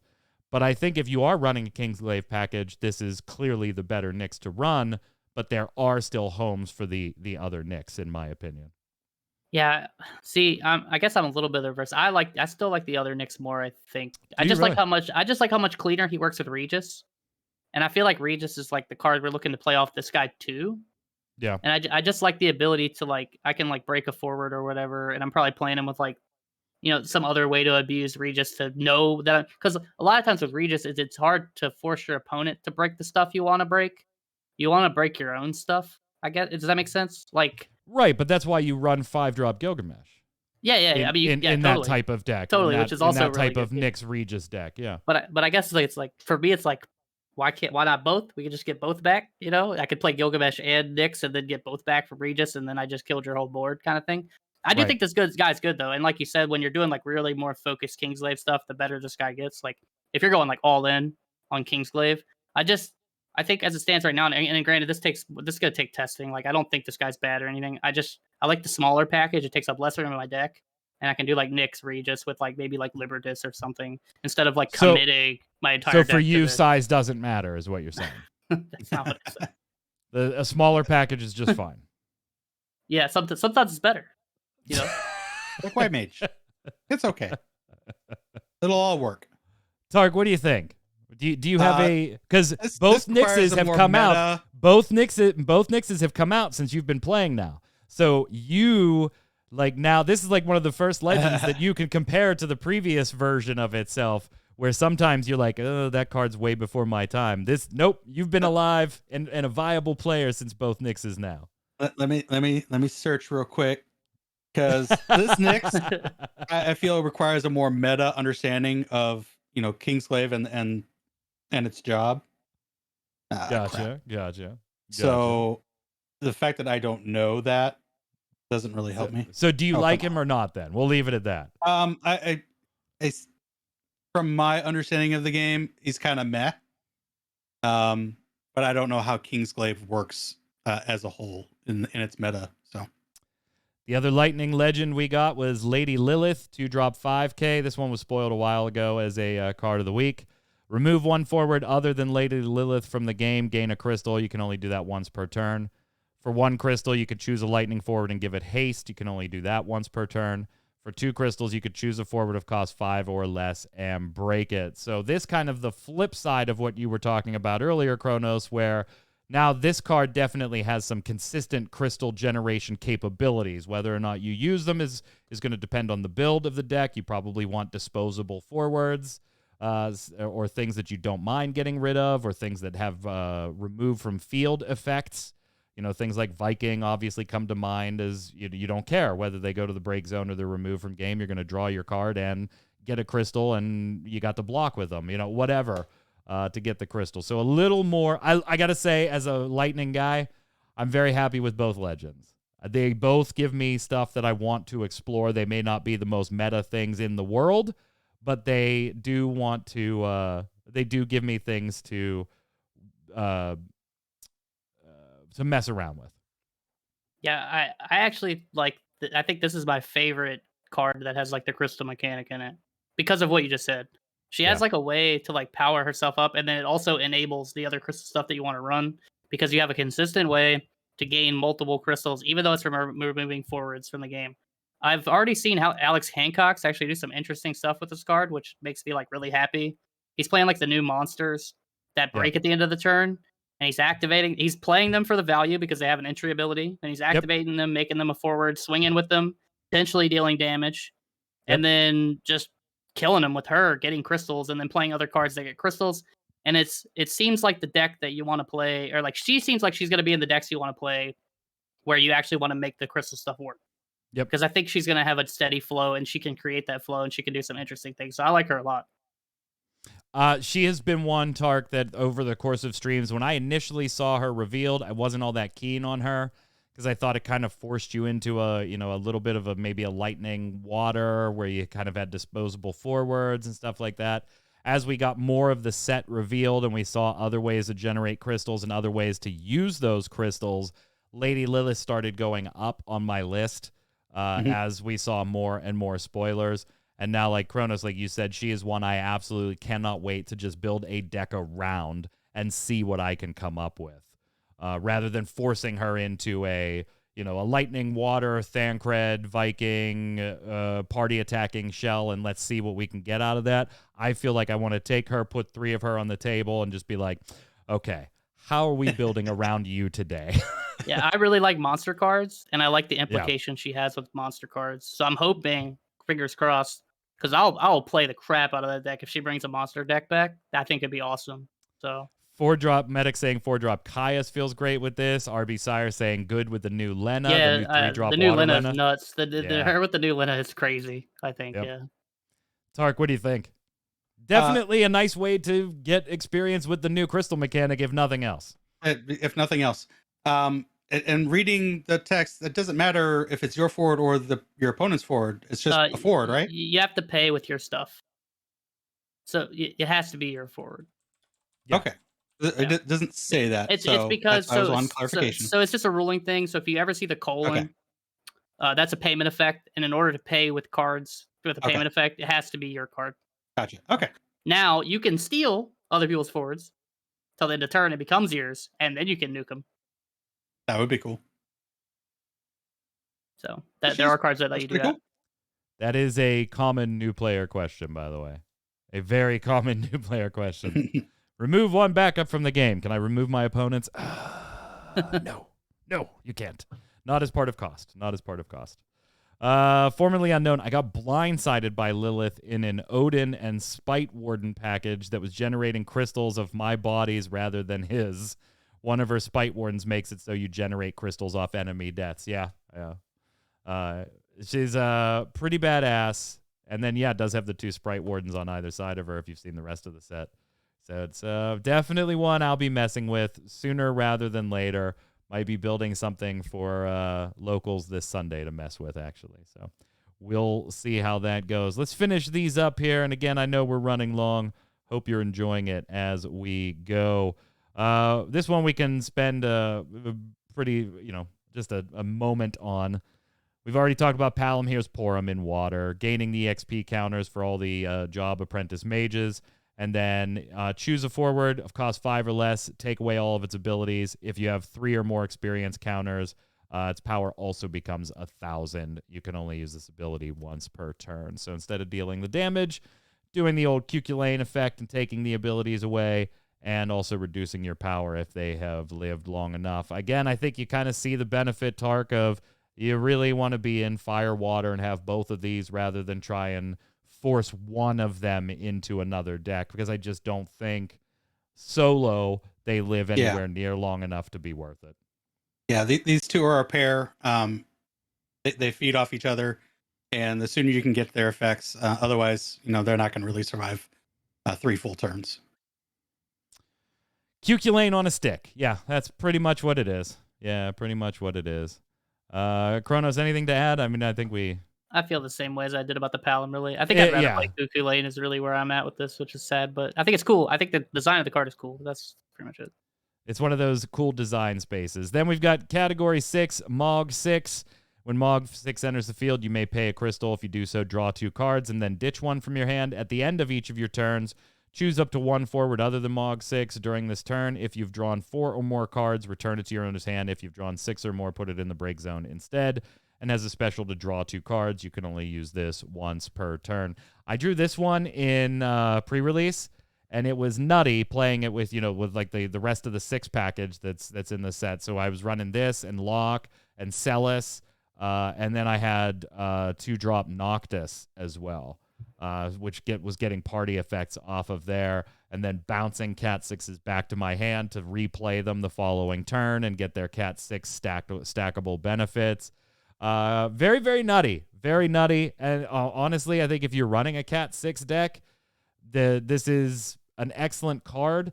There is a bit of name confliction here, but you got the special that does kind of give you that outlet if you want to try running both at some point, Chronos. Yeah, I'm kind of not sure where to end up on this guy. I think he's good. For 2CP, it does a hell of a lot. But you provided you have the crystal, right? Yeah, and you have that crystal, and you have to have some other sort of draw engine too. I think because you want to. But you're in water, so that's not generally a party problem. Plenty of other cards that let you draw, and he's cheap, so you're able to probably maybe do it the same turn he comes out. So it could be interesting. I'm not super high on him, but I think he has potential to do something really cool. I mean, if you have a crystal, you already spend this for poo-poo, right? I mean, and that's you're getting to draw 2 and ditch 1. And the crystal gives him the trigger the first turn he comes out, right? Because it counts the card you drew at the beginning of the turn. Yes, yeah. So you immediately get that I've drawn 4 this turn, which is good. So that worst case with the crystal, he's a cheap Leviathan with a body. So it's pretty good. A beast during pre-release, Tark. That's for sure.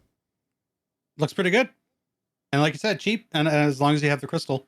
Is there a lot of crystal generation? Not a ton. So each element has a backup that by default gets a crystal when it enters, and then has some other minor effect for dulling and breaking itself. And they are multi playable cards, so you can run 3 of them and play all 3 to the field.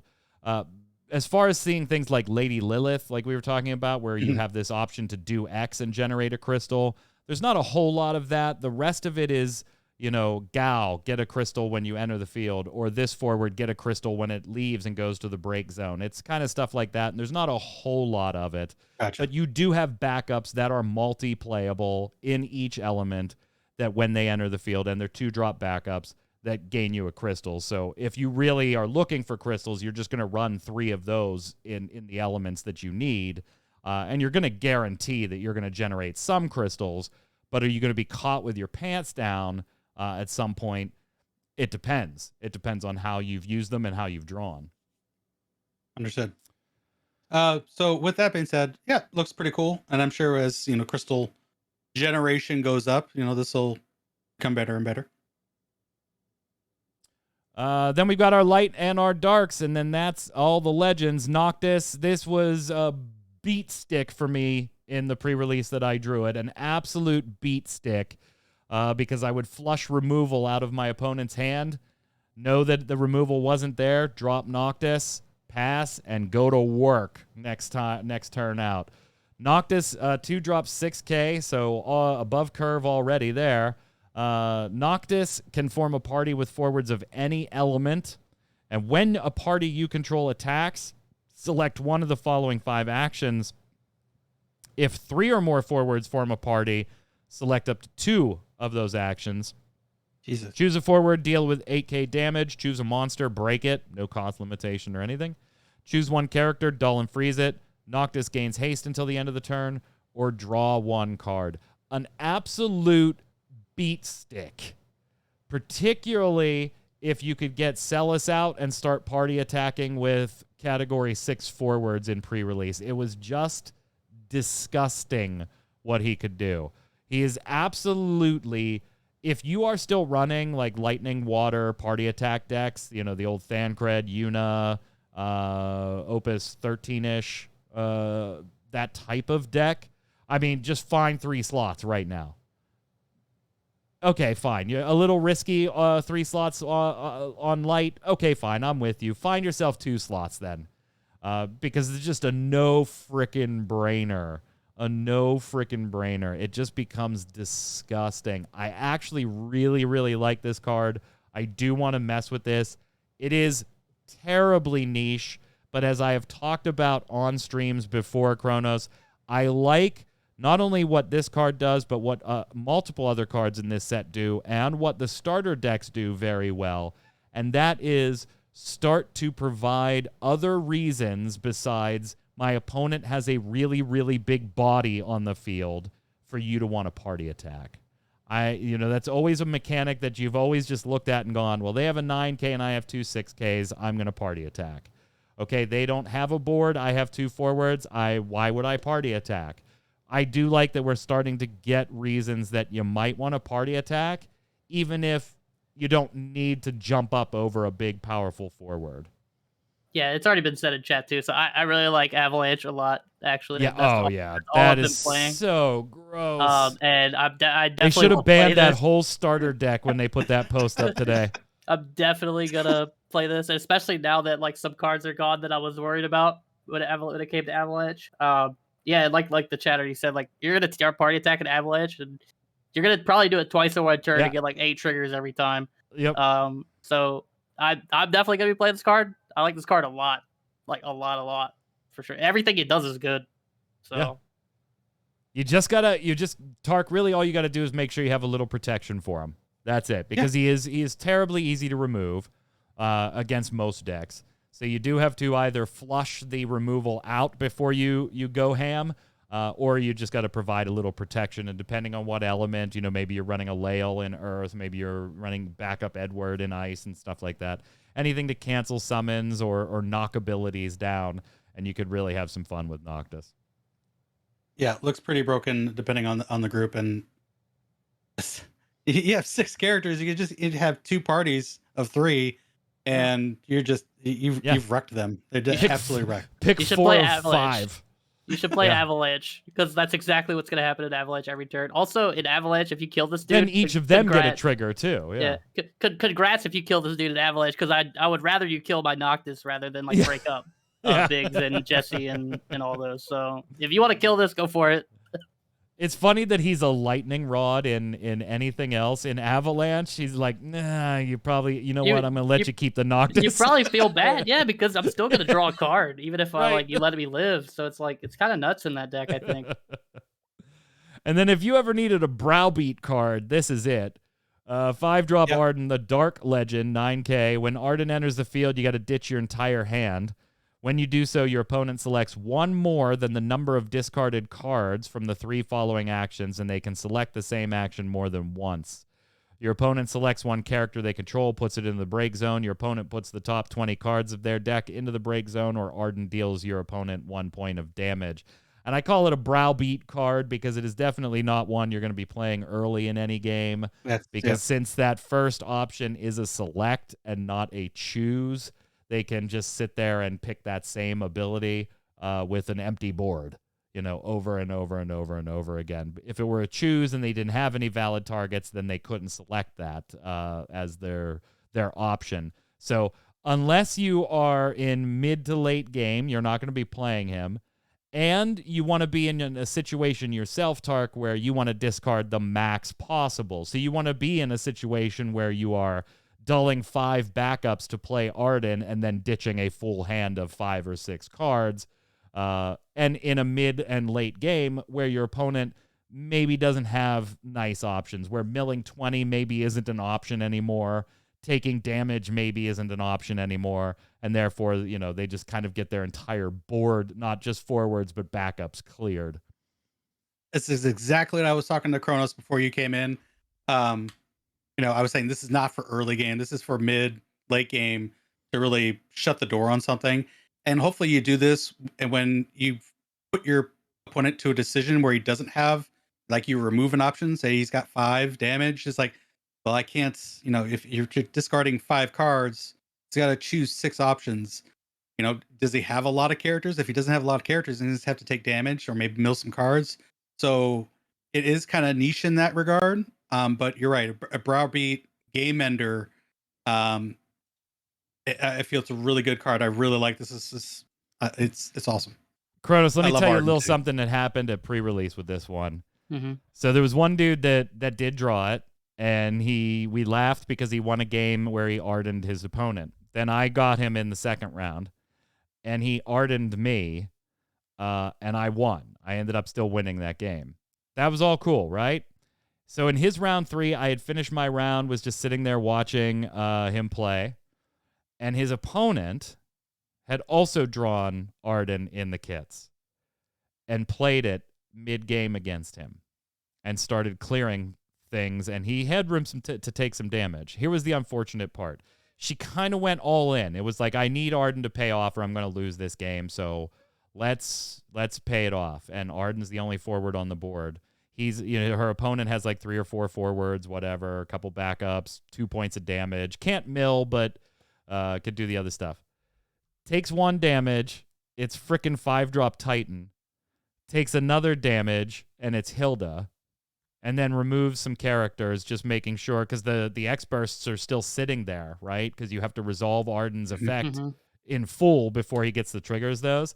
Yep. So now he's staring at these X-Bursts knowing, all right, I'm just nuking all of my backups now and leaving my forwards here because this X-Burst that is just sitting there is going to kill the Arden that she just played, and it's her only forward on the board, and then I'm going to draw a card. So it was so unfortunate watching Arden hit the board and then watching this guy just, well, I'm really sorry, but you just lost. Even though, let me finish getting rid of things, but you just lost. Yeah, it feels bad.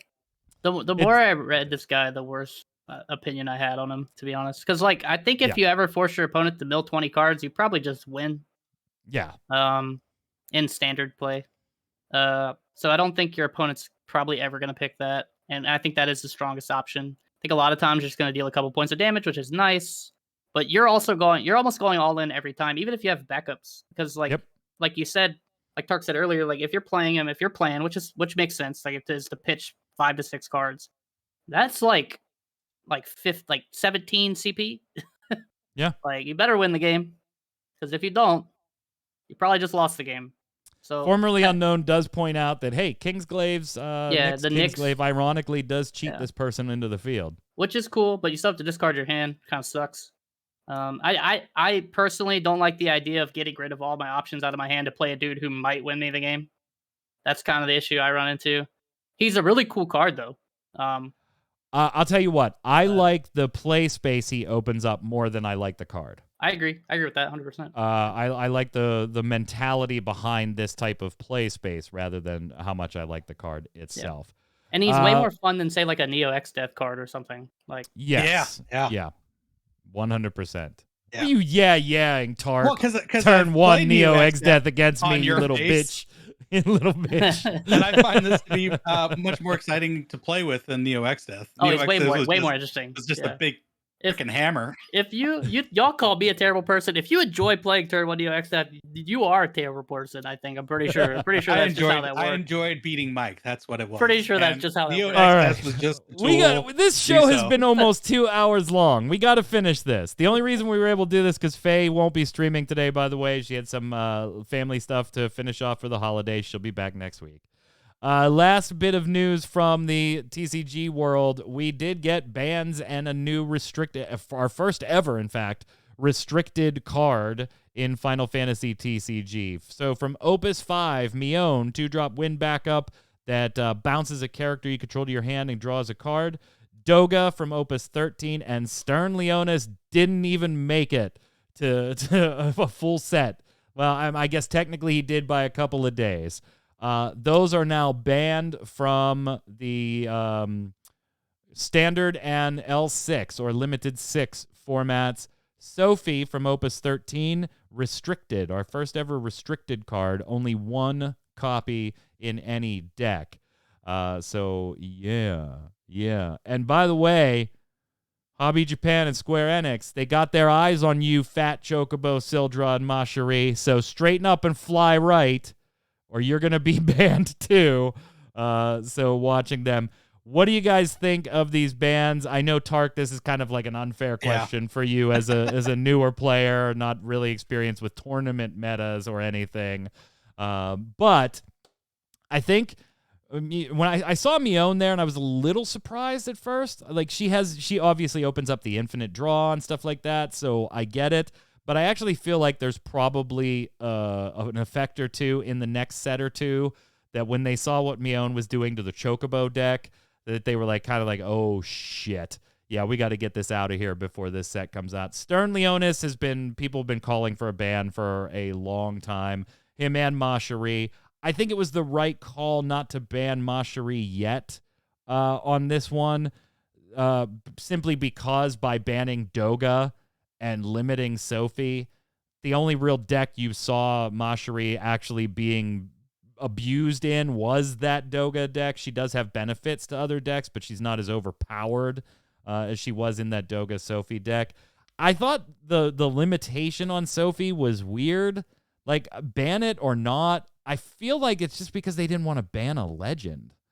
Maybe if I'm giving them a little credit, maybe they want to leave her as limited so that when her name is used on other cards, there's options there for a special. Maybe they know a Sophie coming up, and they want to. But I feel like it was just like they didn't want to ban a legend. They didn't want to ban a card that was worth money. That's you're right. Yeah. I think that's exactly what it is. That was it. Mion was a surprise. Final Max, I agree with you, but a pleasant one. I agree. And then the world rejoiced when this happened, and Octagon all of a sudden had 28 tables running. A bunch of people try. I'm not even joking. I know you're not. That is what happened today. Yeah, Mashari is good in TCG. She was.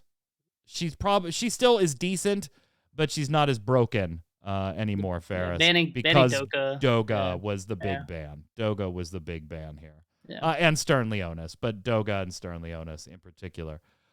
Fat Chocobo, I think, ends up getting banned at some point. Only because Bismarck is still a thing. I can and see I think Bismarck is the bigger trigger for Fat Chocobo in that deck than Mion was, although Mion was bad. I'm surprised they're cool with Althea. I feel like Althea is also kind of a problem. Yeah. But I think Mion, you don't want to. I think Althea, if they want to do anything with Althea, though, they could probably just errata that to make it your own turn only. Errata's weird, too, because I think you could have just errated Stern at first, too, just to see what happened. But they chose not to. I think they should have just banned Sophie, but I think you're right. I think they just didn't want to ban a legend. My only issue is, like, we haven't really had any competitive events. And so there's not really a lot of data. And so I don't really like the banning of cards before we get data, even though I think Stern is busted. Don't get me wrong. I think it's a deserved ban. I just think that it's weird that we're banning a card that technically never got to be played at an official event, right? That's kind of... I mean, we had the Haunted Hotel. Well, so I'd say like Greg Cole's a great dude. I It's a great event. I just mean like the fact that we're banning a card before, like, and you know, the pandemic. It's a weird situation. So and don't get me wrong, that card is dumb. He's a dumb card. I just think it's weird. But I think Sophie should have been banned. I think the Doga ban's fine. Mion, I'm just surprised it took as long as it did, because I don't think you want infinite combos in your game. It's just not. I actually don't think Sophie needed to even be limited if you were gonna ban Doga. I don't know, man. Just in monk decks too, she's like but for 2 CP. But even as a one of in a monk deck, with the amount of recursion that a monk deck can do because it's in Earth. Yeah. And the fact is, yes, Sophie is strong in a monk deck, but she is not your win con in the monk deck. The only thing, Ursula is the win con there, the engine there. But if I hit a Sophie on damage now, I'm gonna be like, yeah, we're good. Yeah. Unless you play Larsa or something, then maybe that would suck. But it's like, yeah. I honestly think to you, not that I don't. Well, I guess I don't agree with you a little bit here, Kronos. because I feel like they were reading the tea leaves. I agree. At Square Enix and Hobby Japan and saying, you know what? We got a lot of the community really pissed off that there's basically 3 decks ruling the roost. And yes, there's always going to be a meta of stronger decks, you know, tier 0s, tier 1s, tier 2s. That's always going to happen. But this was like, there are 3 decks that are tier 0 and everything else is tier 2 or below. There was, you know, and you really got to get lucky or in the draw or pounce on your opponent.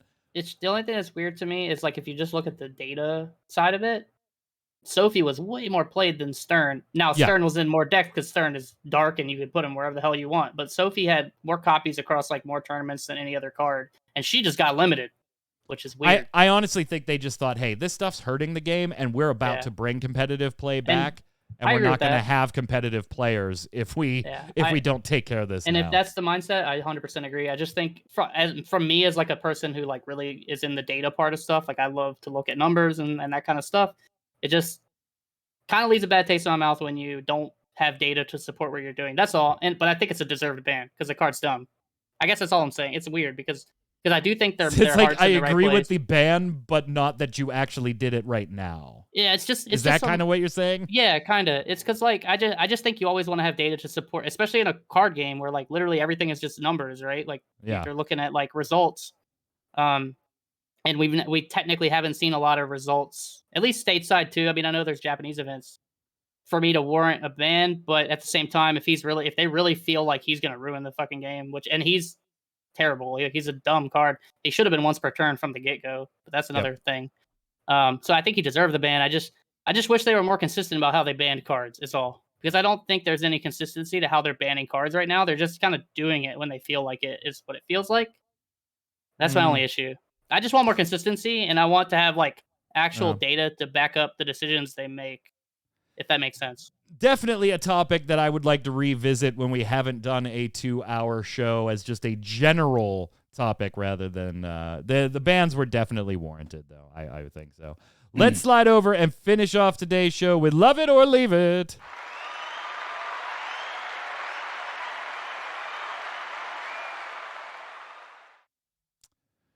This is the end of the show segment we do every day, where I give you something Square Enix related, and you love it, want more of it, or leave it, get rid of it, and never want to see it again. Today, gentlemen, I want one of each from you.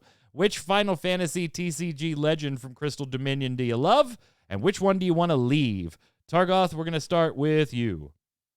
The one I love was Arden. I feel that's pretty, cool card. It is very niche. You got to play at the right time, mid, late game. Really kind of put the screws to your opponent in one of the 3 areas. So they have to be forced into, some bad decisions. The one I'm going to leave is Vaughn because there's too many Vaughn. Kronos. Yeah, I'm going to go with Noctis is the one that I love. I just think he's just a ridiculous card. He's so fun. And then I'm also going to leave Vaughn too because why print another, especially a legend Vaughn too? It's just so weird. This is gonna suck. I'm gonna love Lady Lilith. Definitely one that I want to mess with. There are a few that I'm gonna mess with, but I think Lady Lilith.